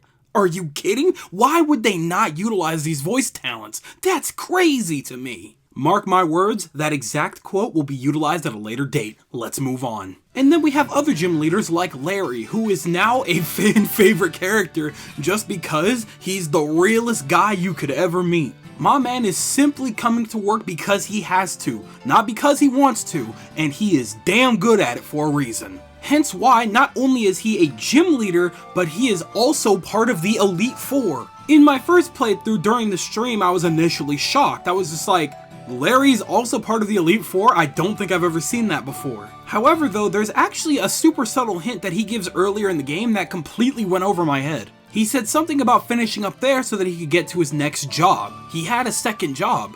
Obviously, nobody would think twice about that because he's a hard-working man. Usually, you know, to make ends meet, a second job isn't all that crazy. But of course he's a freaking Elite 4 member. I love that. I very much enjoyed that. And speaking of the Elite 4, gotta say, I love them this time around. Their dynamics were so much fun. I mean, despite one obvious and slightly uncomfortable standout, it was very fun to see them. For one thing, this is one of the few times in the series where you actually get to meet all of the Elite Four members before you even get to the Elite Four. In previous games, you would cross paths with the champions very often. Cynthia, Alder, whatever her name is from 6th Gen, and most recently Leon, who is with you for at least like 60% of your adventure. In this situation specifically, you only meet Gita or Jita a good handful of times. But now, for the first time I could ever think of, you actually meet all of the Elite Four members before you fight them. And I am not mad about that in the slightest. I could not tell you even the names or the typings that most of these other Elite Four members from previous games have. If there is anything more underutilized in Pokemon games than the Elite Four, by all means, please tell me what it is, because I cannot think of anything else. Here, you meet them pretty damn early. You get to know them a little bit one by one. Rika is even the one that tests you on the champion assessment. And then after you beat each one, you have this fun little dialogue where you get to see their dynamics amongst one another when they call each other out for the next battle. It's fun. It's great. I've never seen something like this. The Elite Four interacting amongst themselves and even encouraging you for your final battle together? That's so much fun. I'm pretty sure they even congratulated you after. Are you kidding me? I love it. In all honesty, this is going to be a very weird thing to say, but this might be my favorite Elite Four in any Pokemon game. When I say that I want them to make more use of their characters, this is the kind of thing that I'm talking about, which is why I'm so pleased with them. Anyway, for the most part, Victory Road, a very good time. I love getting to know Nemona, and I love getting to know the Elite Four. And now for my final huge positive regarding Pokemon Scarlet and Pokemon Violet. Let's talk about Area 0. This is the final part of the main story, which means that you do have to complete the initial 3, which is Starfall Street, Path of Legends, and Victory Road. This is by far the most story-driven portion of the game. This is where you get to learn what really happened with the Professor, what the deal with terrestrialization is, the deal with Paradox Pokemon, and why Koraidon and Miraidon are the way they are. Your trip to Area 0 kind of starts out as a rescue mission, as the Professor asks for you and Arven to go help them out down there. Arven, actually using his brain, comes to understand that it's going to take a lot more than just the two of you to actually get through Area 0. There's a lot of powerful Pokemon down there, and you shouldn't be alone for that. And so you call upon the strongest and the smartest people you know, Nemona and Penny. Once everybody's all geared up and good to go, you make the dive down to Area 0. Once you get down there, of course, Koraidon or Miraidon is completely scared out of their wits and they go back into their Pokeball, which causes you, Arven, Nemona, and Penny to traverse on foot through Area 0. And so, obviously, you will get the most amount of dialogue right here, in this section. Your initial objective from the Professor is to go to these 4 different outposts and flip these switches so that the Professor can actually get out from the lab that they're in. These outposts are a tad distant from each other, so most of your time down there is spent getting to these different outposts. As you progress, the characters will start having conversations amongst themselves. And then you start to learn more about them as you go. They start talking about where they came from, why they are who they are, and how they made their connections with you. I did everything in my power while playing to avoid Pokemon battles and things like that because I wanted to see these dialogues through because these characters are so interesting to me. And also because I don't trust Pokemon to put information about characters that we're supposed to like just out there for us to see. We kind of have to dig for it a little bit. You learn a little bit more about Arven's past and why he was so reserved when it came to Koraidon, Miraidon, and his family. Obviously, being the big-time professors that they were, his parents were very dedicated to their work. So in turn, their son obviously got very neglected. At some point, they just stopped talking to their son altogether, and he hadn't heard anything from them since. And so in turn, it makes a lot of sense as to why he has such resentment towards Koraidon and Miraidon, because those Pokemon got way more attention than he ever did from his parents. Now, a child getting completely neglected by their parents isn't something that we're unfamiliar with in Pokemon. Silver got that treatment back in Generation 2. We had to dig very deep and wait very long for a lot of confirmations when it comes to that information. Here, it's right there in the game for us to see. And that's why I appreciate it so much, because it actually plays into these people's characters and it explains their actions and why they do what they do.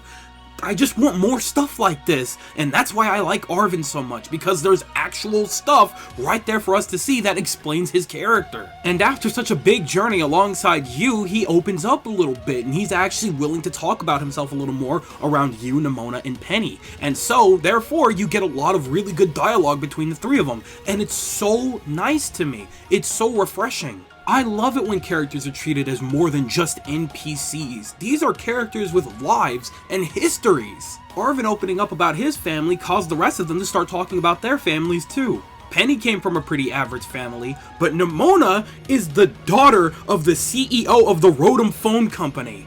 That's a pretty damn huge thing considering how important the Rotom phone has become to the Pokemon series at this point. Anyhow, I can drone on all day about how these conversations in-game made me feel, but at the end of it, the long and short of it is, I enjoyed it a lot and I would love to see stuff like this in the future of Pokemon games. And honestly, the way they did it here, I could see them doing something like traveling companions in later games. But again, that's a talk we'll have to have another time. Okay, we should probably get to the end of the story now. Once you make it to the final outpost, you're attacked by a bunch of Paradox Pokemon. Your friends back you up to get you inside the lab where you meet the professor in person for the first time.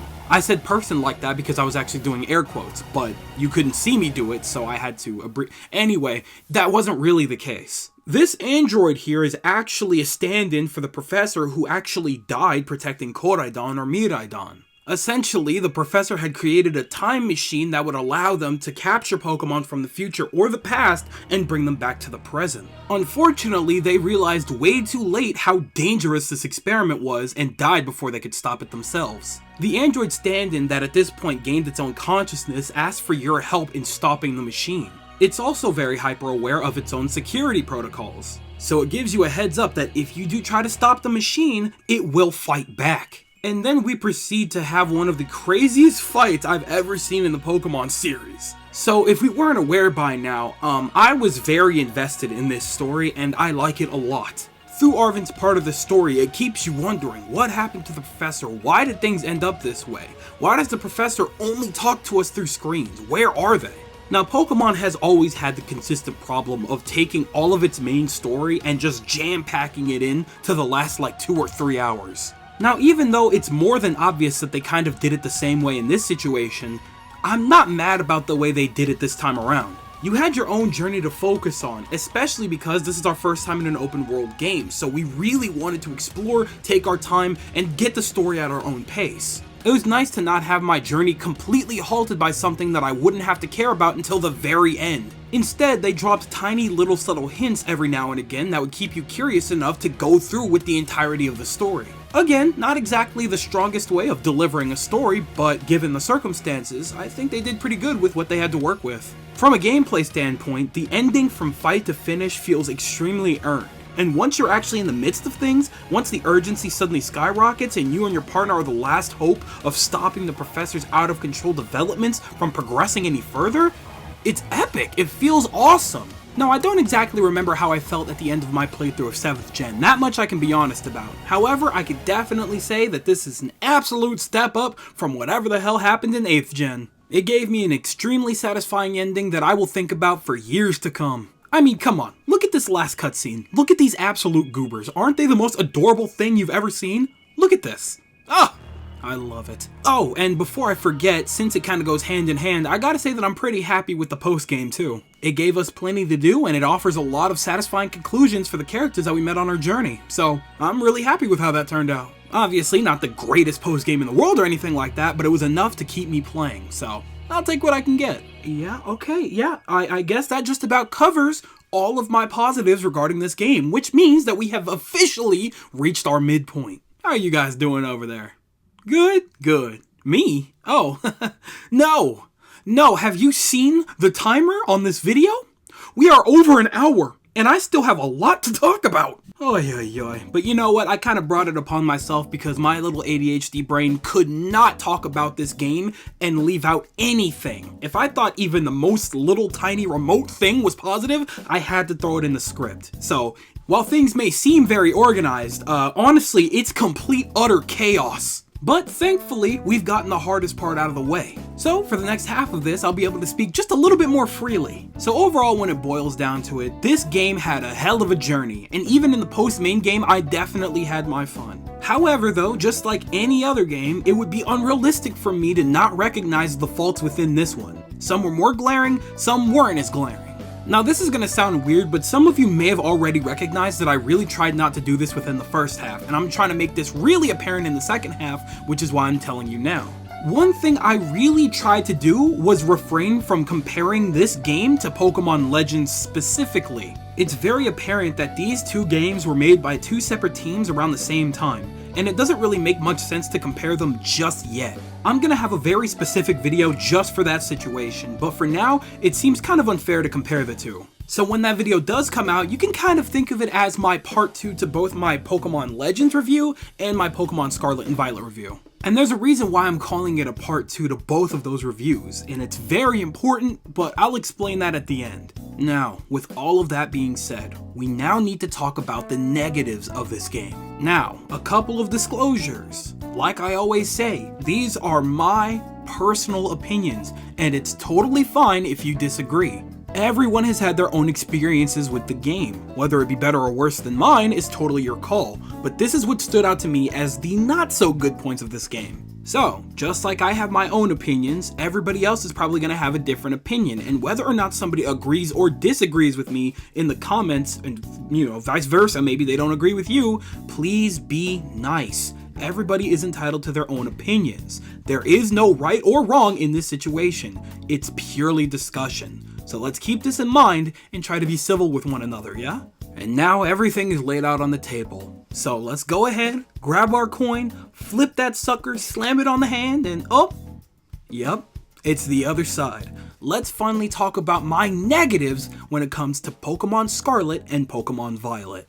So, first and foremost, this is the worst functioning game in the entire Pokemon series. And no, I am not exaggerating by any means. This game functions even worse somehow than Pokemon Brilliant Diamond and Shining Pearl, and that is beyond alarming. This game is a complete glitchy mess, and it is all over the place. Every single time that you get into a battle, that camera is absolutely disgusting. If you move down just far enough, you can just see under the entire world. Why is that a thing that can happen? That looks ridiculous. And forget just seeing through the world. Thankfully it hasn't happened to me, but I have seen way too many times in situations where people will just fall through.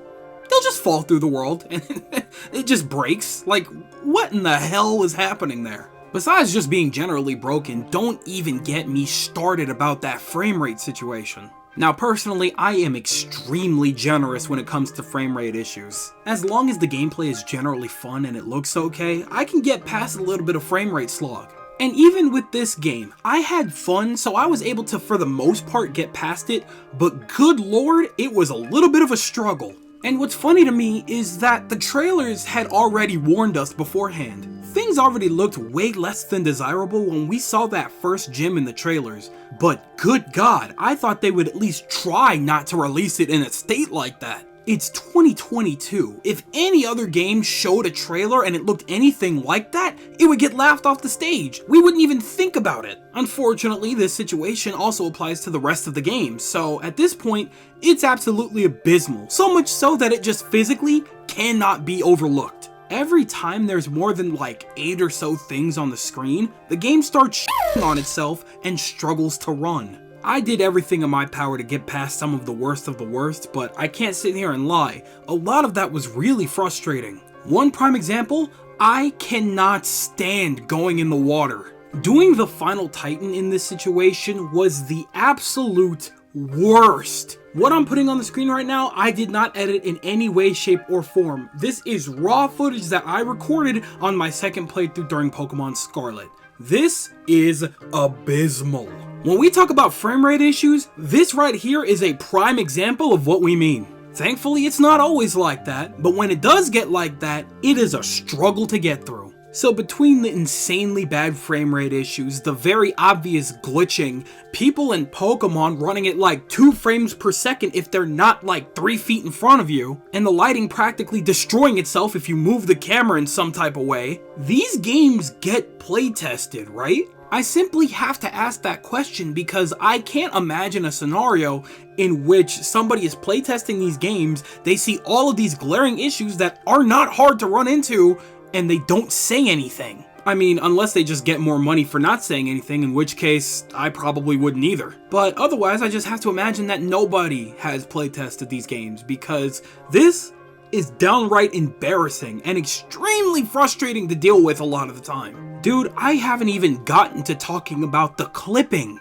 When running around this world, whether it be you, Pokemon, other NPCs, or like I said earlier, the camera, everything is capable of clipping, and it's so obvious and really bad looking. It's crazy to me that if you're ever in a battle with somebody in a city or a town setting, people can just walk through and clip through battles. It looks ridiculous. And then, every single time I was in a cave, without fail, Pokemon were spawning inside the walls. It looks absolutely atrocious. So you're gonna sit there and tell me that I could have missed potentially hundreds of different shiny Pokemon simply because of a mechanical issue? How is that fair? And then there's also some times during like cutscenes or raids when there's just like random things. Most of the time it's just Pokeballs that are dug into the ground, but sometimes the Pokemon will pop out during a raid and just stand there. Like, what are you doing? This is crazy distracting. Sometimes during a cutscene, your trainer and Arven will stare at the Pokeball as they're running into the cave. Like, dude, what? No. And then, one of the most infuriating things about how badly this game functions is how many times it's crashed on me. Very rarely in my lifetime have I had a game that's crashed on me this much. So much so that I started to actually expect it to crash on me whenever I play. I would just never know when. This game struggled with itself so much that it's easily crashed on me no less than around like 12 times total between both of my playthroughs, whether it was off screen or on screen. I don't know if a lot of you guys realize that's a lot of times for a game to crash. Especially considering the fact that in my like 5 years of owning a Switch, I've only had like maybe 4 other crashes total. The only other game that I could think of that's crashed nearly as much for me was Cyberpunk 2077, and this game does not need nearly as much power to run, so I'm super confused. So I guess the long and short of it is, yeah, this game runs like complete ass. Besides just the general functionality of the game, I've gotta say, this game looks kinda ugly. No, scratch that. It looks insanely ugly. Oh my god, it looks like clay!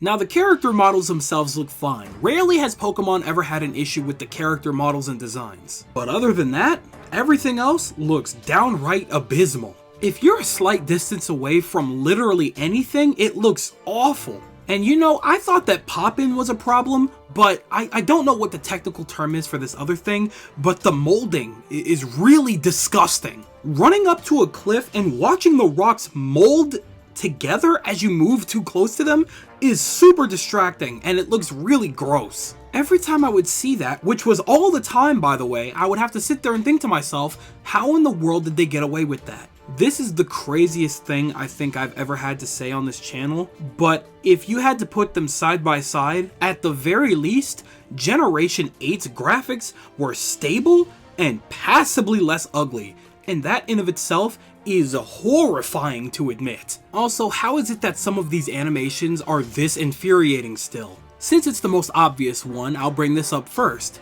The sandwich eating animation for you and your Pokemon. You could just take one look at that and you can tell they didn't even try with that one. So what? You're telling me you couldn't just give the trainer 2 pieces of bread to actually chew and bite into? Are you serious? Now we've been abusing that one day and night since the game released. And then generally speaking, any animation outside of the actual cutscenes are just boring and stiff yet again. I mean, come on, are we really that lazy that we can't have a miniature animation of Koraidon or Miraidon licking Penny when we see her? We couldn't get that? That would have been adorable. But no, the camera just pans to the sky and we have to assume that's what happened. It's stuff like that that makes me understand why people just click through the dialogue without even looking at it, because you give them nothing interesting to look at. I'm not saying that every single animation for every single piece of dialogue has to be entertaining. They can be stiff sometimes, that's totally fine, but not for 90% of the game. It just looks so bland and blah.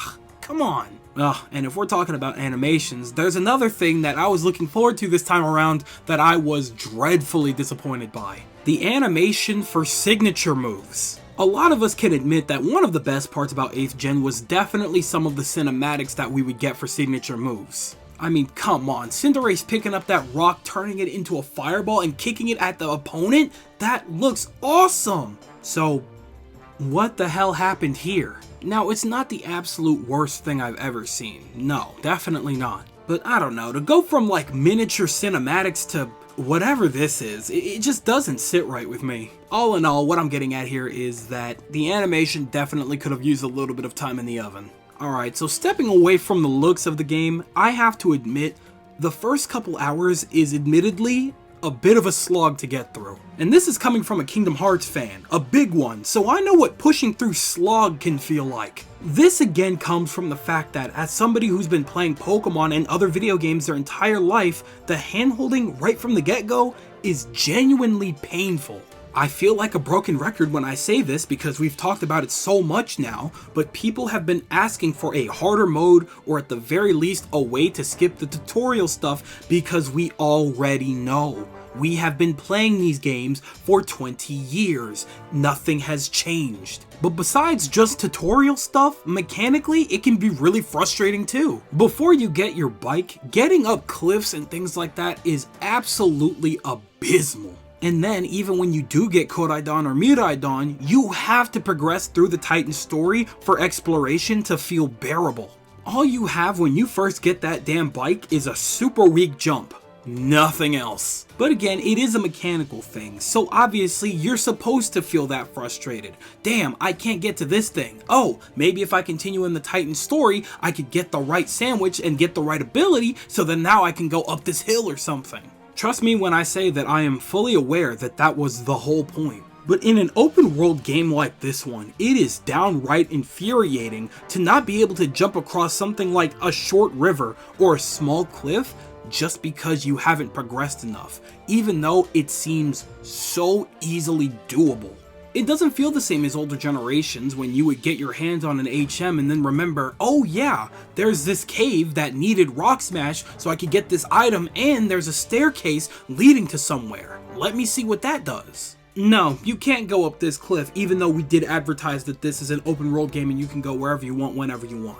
Why? Because I said so. Go get the Titan badge and come back, and then maybe you'll have a chance of getting this. Oh, and something else that kind of pisses me off that I forgot to write down is the fact that the abilities that you get from specific Titans don't make any sense. Oh, I'm fighting Bombardier. This is a flying type Pokemon, so obviously I would get the ability to glide, right? Nah, now you can swim, enjoy.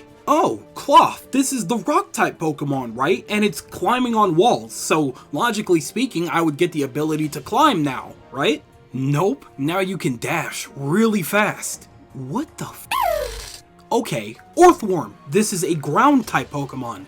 Now I should be able to have the ability to climb, right?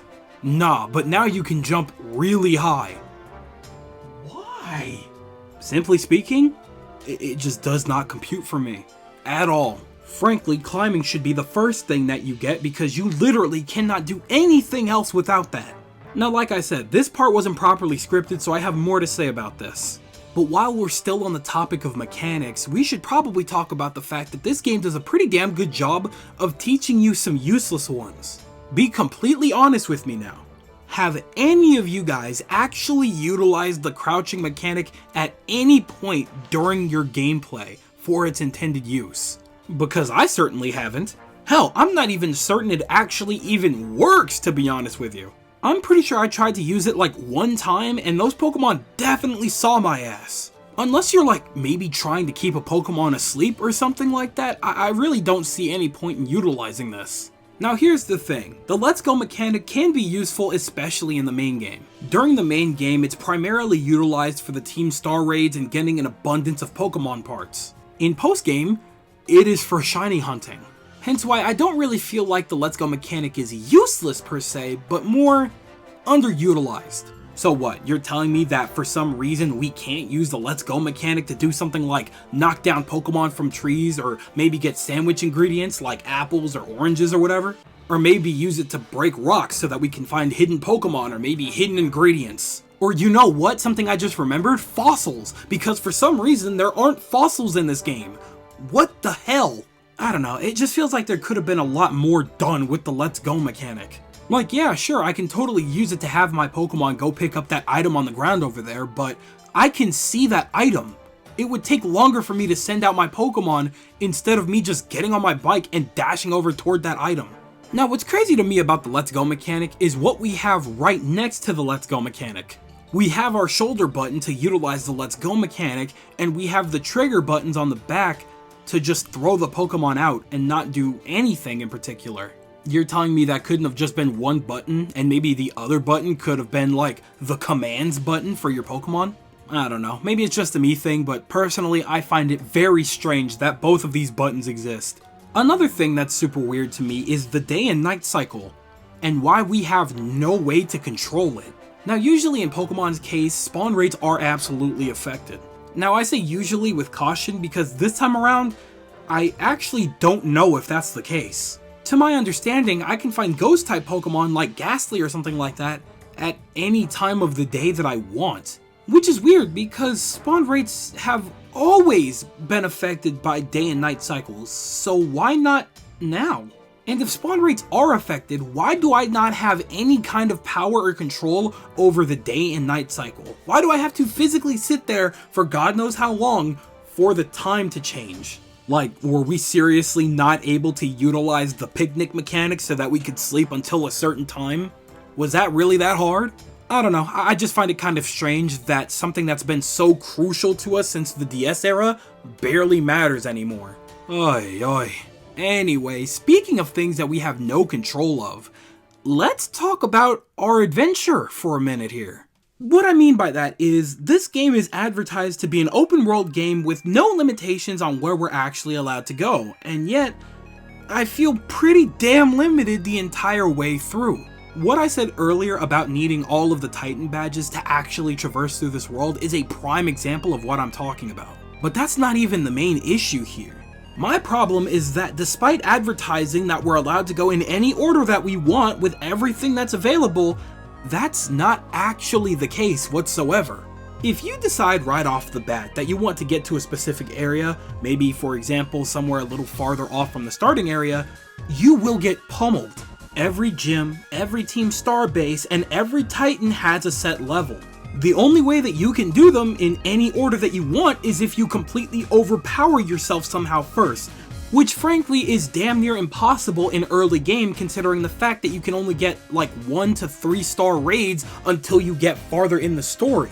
And even then, you can't even access all of the Terra raids because some of them are in places that you can't get to until you have all of the proper Titan badges. So in turn, you can't do everything in whatever order you want. There's a set route that you're supposed to follow because instead of level scaling the gym leaders, they're all set to specific levels, so that's just kind of a huge lie.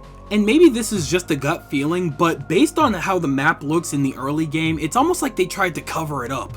It's just a bunch of pictures on the map, so we don't know anything other than the typings of these gym leaders, team star leaders, and Titans. They could have very well at least given us a general idea of what level we needed our Pokemon to be for these gyms, but instead they had to cover it up because advertisers decided it would look a lot better if they made it seem like we could go wherever we want. We already know where lying gets you guys. Don't do that shit. Anyway, now that we've brought up the league a little bit, I have to say that the Victory Road route is most certainly the weakest this time around. I say that because now more than ever, it feels like nothing more than a formality. I feel like separating it from the story has just made it significantly less interesting, and the puzzles or whatever that we need to do before fighting the gym leaders Kind of feels like a waste of time considering they don't really feel like puzzles anymore, and they're not challenging whatsoever. Unfortunately though, I cannot progress in anything unless I've done the gyms, so I have to do them, and now they feel like a chore. Something as mainline as the gyms in a Pokemon game should never feel like this much of a drag. And I feel bad saying that because the gym leaders are really cool, but it's just such a drag to get through everything just to fight them, since by the time you get to any of them, they aren't really a challenge. Which, by the way, that's something that level scaling definitely would have helped with, but whatever. They also could have been utilized more. Again, once we beat them in their gyms, we don't see them again until post-game, and even then, they aren't all that strong. We don't see them hanging out, we don't see them doing their own thing, we just beat them in their gyms and then we never see them again. That's super disappointing. I would have loved it if there was like a little thing where maybe you walk into another town and you see Iono shopping for sandwich ingredients. Would that have been that hard? And then, on top of all of those frustrations, we have our champion, Jita, whose name I had to look up for a second time during this review, by the way, because she is easily the second most forgettable champion in the entirety of the Pokemon series. The first being whoever the hell was in 6th Gen. I don't remember her name and I'm not looking it up again, I don't care. Jita was anything but a challenge. She was way weaker and way less unique next to the real champion, our rival Nemona. So, I don't care. She is nothing more than a formality and a stepping stone for me. Which really sucks, because I thought that we did really good with Leon. I like Leon. What is this? This is a joke. Come on. She's completely underutilized and it's absolutely pathetic. Back to mechanics, if we're talking about underutilization, I'm very upset that, once again, side quests are literally just not a thing. This is, by literal definition, an open world JRPG. You have all these different cities, all these different towns, an entire school to work with, and we don't have real side quests? Are you serious? You're telling me we couldn't have a situation in which one of our classmates is like, huh, I heard about this Pokemon, but I've never seen it before. Could you catch one for me and maybe show it to me? You know what? No, even better yet, why not have our teachers give us assignments maybe? Maybe try to get 3 critical hits in your next couple of trainer battles and maybe I'll give you something cool. Use Terrestrialization with 8 different Pokemon and I'll give you a reward. One of your classmates is having trouble with an assignment. Why don't you go to this area right here on the map, go battle him, and maybe he'll understand the assignment better. If we were able to receive actual assignments from our teachers and actually complete them, you would have an excuse to give us better rewards. And you know, maybe actually come back to this entire school that you designed that most of us probably didn't explore because in reality, there's not much there. It just seems like such an easy thing that they completely missed for no reason. There's only maybe one side quest in the game that I barely consider a side quest, and all it is getting the armor for Armarouge or Ceruledge. And even then, you could do that as many times as you want. It's not even a side quest. So if you couldn't tell, this is one of the ones that hurt me the most because I see absolutely no reason not to utilize this big ass world that you've made and all of these NPCs and things like that roaming around doing their thing. It just seems like a waste to me. Moving on from that, another thing that greatly upsets me is that the customization this time around is infuriatingly weak. This is some of the weakest customization that we've had ever since we've gotten introduced to customization for characters. If we're going bottom up, it's Brilliant Diamond Shining Pearl, Pokemon Let's Go, and then Scarlet and Violet. It's not necessarily on the bottom solely because of the access that we have to customizations for facial features. This part, weirdly, is the best it's ever been. So what the hell happened to the rest? We could change things like our eyes, mouths, hairstyles, and so on. And then we can change our shoes, backpacks, socks, etc. The primary problem is that we can't change anything in the middle. Every single one of us has 4 uniform options, and that is it. Which is almost twice as frustrating because, like I just said a moment ago, 90% of our time is not spent at the academy, so why do we have to wear our uniforms? And to top that off, the uniforms don't even look that good. On the guys, the only one that looks even remotely good to me is the blazer and the pants. But that's so stupid to me. Why is it that we can't just mix and match at the very least? What if I want to wear the summer shirt uniform with the winter pants uniform? I mean, I'm no fashion god or anything like that, so maybe it does sound ridiculous, but hey, if I want to look stupid, I should have the option to look stupid. I shouldn't have to look lame by force, especially because even the stuff that you can buy, it looks lame as hell. I'm saying this right now, our character has absolutely no shoe game. And this is coming from somebody that has absolutely no shoe game. That's crazy to me that I can't wear some regular ass high tops. Circling back to my main point here, I completely understand why we're kept in the uniforms. The whole point is that we attend this academy, so we should be repping academy uniforms. That's totally fine. So why is it that Penny and Nimona get to deck out their uniforms to make it more personalized and stylized, and I'm stuck with the bare bones basics? But Soul, you get to design literally everything else. Why are you complaining so much? I don't want to hear it. Not when Generation 8 holds the crown for best customization in a Pokemon game still. That's ridiculous. Why don't we go ahead and move along? Let's talk about some more lame things, like the complete imbalance when it comes to Pokemon trainers. See, I was very worried about this a long time ago when I even thought about the concept of an open world Pokemon game. If you had the power to go anywhere you want whenever you want and we don't utilize routes like we used to, how would they make it so that Pokemon trainers want to battle you? I don't know if they heard my plea or if they completely ignored it because they don't want to battle you. In this game, they're just kind of scattered around every area. Some are way more hidden than others and super easy to miss. You yourself have to interact with the trainer to make them battle you. They don't want to battle you, you have to want to battle them. This just means that regular ass Pokemon trainer battles are completely optional. And that's kind of a problem for me. In my initial stream playthrough, I didn't even realize that I had just overall stopped fighting random Pokemon trainers. I was looking back at my live streams and I was like, wait a minute, I can't remember the last time I fought a Pokemon trainer. So, on my second playthrough, I made it my personal mission to fight as many Pokemon trainers in this game as possible. Come to find out, it almost happened again multiple times. Looking back at all of the footage that I got for this review specifically, I had realized that I had stopped fighting Pokemon trainers so that I could just do raids instead. Not intentionally or anything like that, it just kind of happened that way because raids give me more. And honestly, I've started to feel bad because trainers are no longer the checkpoints that we need, and we don't really need them for money since we could sell everything that we pick up off the ground, which is a lot faster and a lot more helpful. So in conclusion, I don't really know what else to say. Trainers are useless, and that really sucks. Another unfortunate thing that I hate to admit is that the Team Star base raids are also a bit of a slog. The battle against the bosses are totally fine, those are fun to do. But getting to them is super repetitive, especially after the first two Team Star bases. That's solely because it gets extremely repetitive. It is literally the exact same mission 5 times in just 5 different areas. This was definitely their way of trying to hype up the Let's Go mechanic to make it seem more fun than it actually is. In theory, the concept in of itself isn't a bad one, but I feel like there could have been a much better balance between these Let's Go raids and maybe some actual trainer battles. Oh, and maybe some actual better balance in general, because for some reason we don't get experience at all for our Pokemon. Don't even ask me why, you just don't get experience, which is dumb as hell. Anyway, I'm just gonna say, I'm very thankful that there was only 5 of these, because any more I would have blown a gasket. Now before I get to my final thing here, I have 2 huge gripes regarding raids that I need to rant about for a second.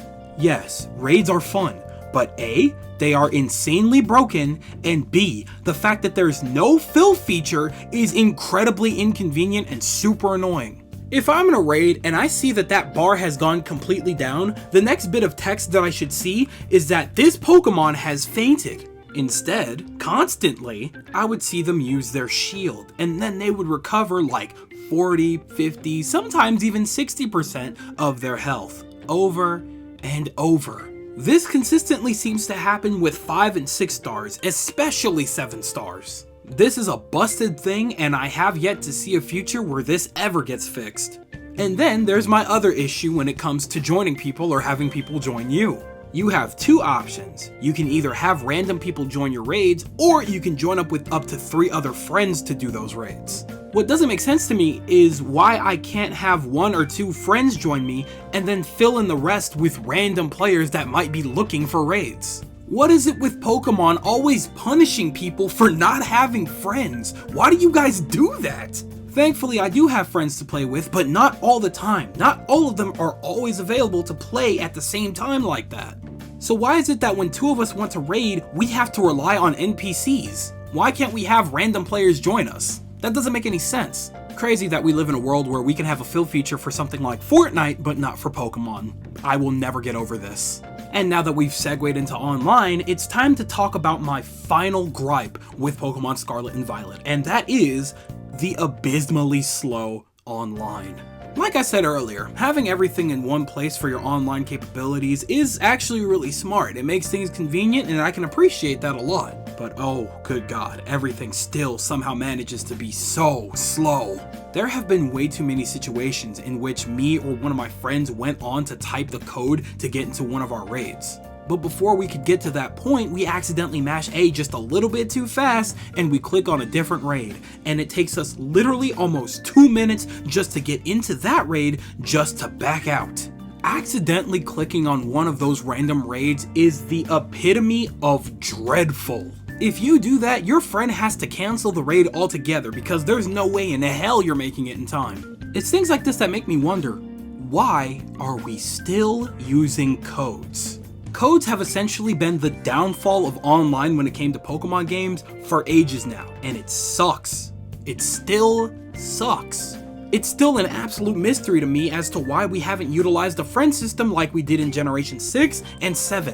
What do you want to do? Battle? Trade? Talk? What do you want to do with your friend here? Boop, boop, boop, done. You're in. In this case, we have to practically type in nuclear launch codes just to get to our friend, which also takes a little while. Or hey, why don't we make it easier? Have a place where we can just type codes in, and it leads us to whatever we need it to lead us to. Think about that with me for a second. Just one area where you could just type in a code and it'll take you wherever you need to go. If your friend wants to trade with you, they give you the code, type that in, you're trading with your friend. If they want to battle with you, you type in that code, now you're battling with your friend. If they want to raid with you, they send you the code, now you're ready to raid with your friend. Why does it still feel like I'm taking endless bounds and leaps just to get to these points? Truly, a frustrating option that I will simply never understand. And then finally, the Union Circle. This specific mechanic infuriates me more than anything else because this was supposed to be a selling point for this game. It is downright pointless. The only thing that it's actually good for is taking pictures and evolving Palafin. That's it. But Soul, if you join somebody's Union Circle, you can raid with them faster. Yep, and there's still no fill feature. And also, if another friend wants to join, you have to obliterate the entire circle and start over again. I may as well be doing my own thing, and if they want me to raid with them, I could just type a code in. And at least that way, if somebody else wants to type a code in, they could join. It's also insanely annoying because you can't just hop into somebody else's world. Nope, you need codes. That makes it abysmally slow. You have to stop what you're doing, set up a code for everybody to join, and then hope that everybody gets the right code, and then they can finally join. And if somebody's internet goes out and they get booted from the world and they want to rejoin, you gotta restart the whole thing. Simply put, I see no benefit to this feature at all. I see some people using it for like hide and seek and stuff like that, and you know what? That's really cool. I'm glad that somebody actually found a use for this mechanic outside of its intended use, because its intended use sucks. Also, it doesn't help that you can actually steal your friend's shinies, so, you know, do with that information what you will. I guess my grand takeaway from this is that online works, but it sucks. And when it sucks, it's infuriating to use. And when it's infuriating to use, I may as well just be doing everything on my own. And that is something that's really baffling to think about when you have a game like this that is supposed to be played with your friends and family. If you have a game that's multiplayer based, it should not feel dreadful to utilize multiplayer mechanics, because frankly, that creates no fun for anyone. Okay, and with that right there, that wraps up my primary gripes with Pokemon Scarlet and Violet. Overall, I enjoyed my time with the game, and I wouldn't put as many hours as I have into it if I didn't believe that it was worth it. That's 1000% a lie. I do it because I have to. I do truly believe that the journey was worth it. For our first open world adventure in the Pokemon universe, I gotta say, I've made some very good memories with this game. And I can't wait to make many more as they most likely abuse this game for DLC and whatnot down the line. This was a fun journey, but a broken one. A very broken one at that. As I've stated multiple times in the past, this right here screams volumes about how the Pokemon Company sees its fans and this franchise. They see nothing but dollar signs, and if there's an opportunity to grow their pockets, they will absolutely take it at the expense of the quality of the product. It doesn't matter how much we scream about it, it doesn't matter how much we plead about it. As long as they see money in their pockets, they see this as a successful franchise. They see no reason to change their ways, and they probably won't do so until something actually happens to damage that.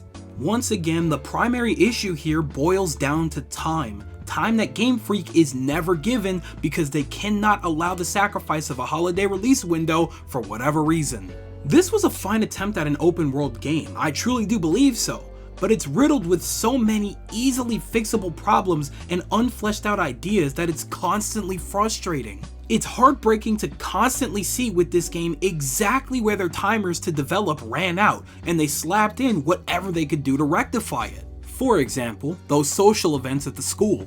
There's only one social event that actually nets you a good reward, so in reality, it's the only one worth doing. However, I could definitely see a Persona type situation where utilizing these social links here could absolutely net you some really cool gameplay rewards and maybe some abilities to use in the overworld or something like that.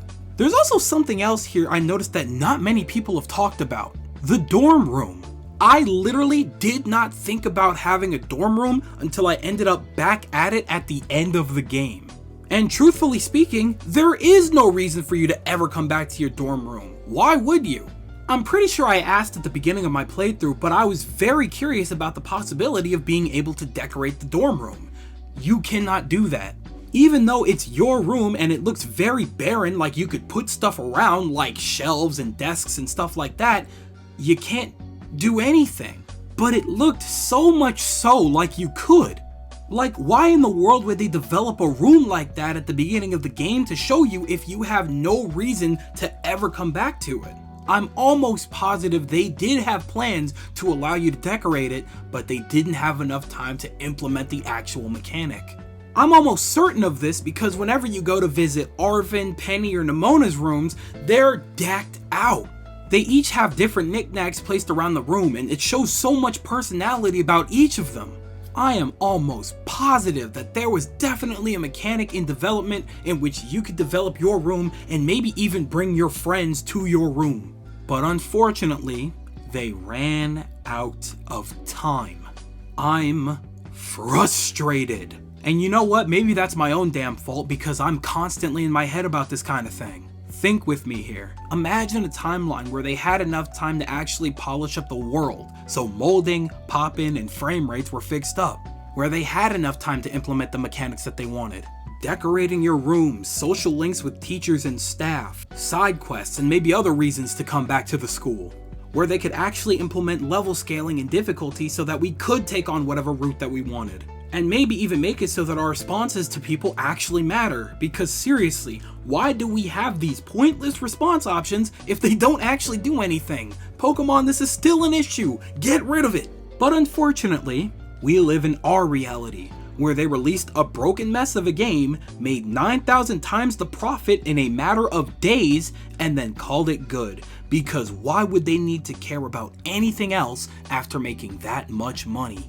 Remember in my Pokemon Legends review, where I said that any step backwards would feel like falling off of a cliff? This was insanely close. Now you'd probably think that after all of my negatives, I'd be hating on this game pretty hardcore, right? That with all of its problems that I'd feel like we'd more than fallen off a cliff and broken a limb or something, right? It's crazy, because I don't think that that's the case. Don't get me wrong, I'm still absolutely mega frustrated with the state of this game. However, with this generation of Pokemon, more than ever, I see strong potential for a decent future. A future where things absolutely can pick up from this point. Now again, we did get Pokemon Legends recently, which is debatably similar. However, I feel like that's still a completely separate discussion because they were in development generally around the same time. So if it feels like some ideas were implemented and fleshed out in one and maybe not the other, or vice versa, it's because they couldn't. I mean, when you have two halves of your staff working on something completely new in each arena, you can only do so much, especially when you have absolutely no time to do it. The reason that I keep bringing this up is because I feel that both Pokemon Legends and Scarlet and Violet hold a lot of weight when it comes to the future of Pokemon. When discussing the next step of Pokemon, these two games have to be heavily considered. Lots of calculations, lots of understanding what went right and what went wrong with everything on one end, the other end, and in between. Hence why I can't talk about that just yet, because if we were to stay here any longer, that would be stupid. So, my verdict. I love this game. Despite its glaring issues, despite its obvious flaws, and despite how the Pokemon Company views it and us, I had a lot of fun with it. It's made an impression on me that I don't see getting replaced or forgotten about anytime soon, and I can appreciate that. There's no such thing as a perfect game, and even one that's riddled with flaws and issues can still be a very good game if you look deeper into what it has to offer. And this game here does have a lot to offer. It just hit a super unfair ceiling that didn't allow it to reach its full potential. But despite that, so many of us are still playing this game like our lives depend on it weeks after its release. And you know what? That's definitely saying something special. Infuriating, but definitely special. So, if we're gonna give it a score, this is probably gonna sound crazy, but it's gonna get an 8 out of 10 from me. This was a super fun, memorable, buggy, infuriating, broken adventure, but an experience that I wouldn't trade for the world. And with that, I have officially finished my review of Pokemon Scarlet and Violet. I don't care if this is no longer timeless after I say this, but I finished this at 1 a.m. on Christmas morning after doing nothing else for all of Christmas Eve. Merry Christmas. This is not coming out on Christmas. Probably New Year. Happy New Year. You know what I mean? Maybe it'll come out before then. But you know what? Happy holidays in general. I hope everybody's having a good time. And I'm glad that I talked enough so that I could pass the 2-hour mark. Because I was this far in, I may as well have done it. Oh, man. I'm super glad to be able to do these like free speaking outros because good lord, I would lose my mind if I scripted these too. But you know, I feel like I've said everything that I need to say regarding these games so far. We still have a big future with Pokemon, especially these games most likely, because there's no way they're not releasing DLC, you know? I would like them to maybe make some patches first, but, you know, the DLC's coming, and we have a lot to talk about and look forward to with that. But now that the audio for this is done, I have the actual editing to get to and a video that I promised you guys like 2 weeks ago. So that will probably come out before this one, but now that I've finished this one, it won't matter as much. I'm gonna stop talking about that now. But anyway, what did you guys think about this excessively long breakdown, discussion, and review of Pokemon Scarlet and Violet? Do you agree with a lot of my ideas? Do you disagree?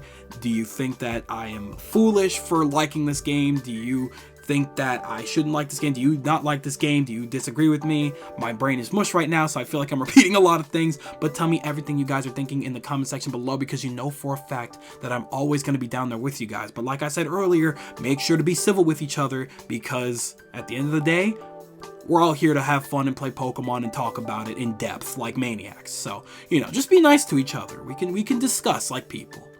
But with that, it's time for me to rest. So I'd like to thank you guys ever so much for watching. I truly do hope you enjoyed. Do me the greatest favor of dropping a like and a comment and consider subscribing for more content just like this here. And with that, I'm gonna get the hell up out of here.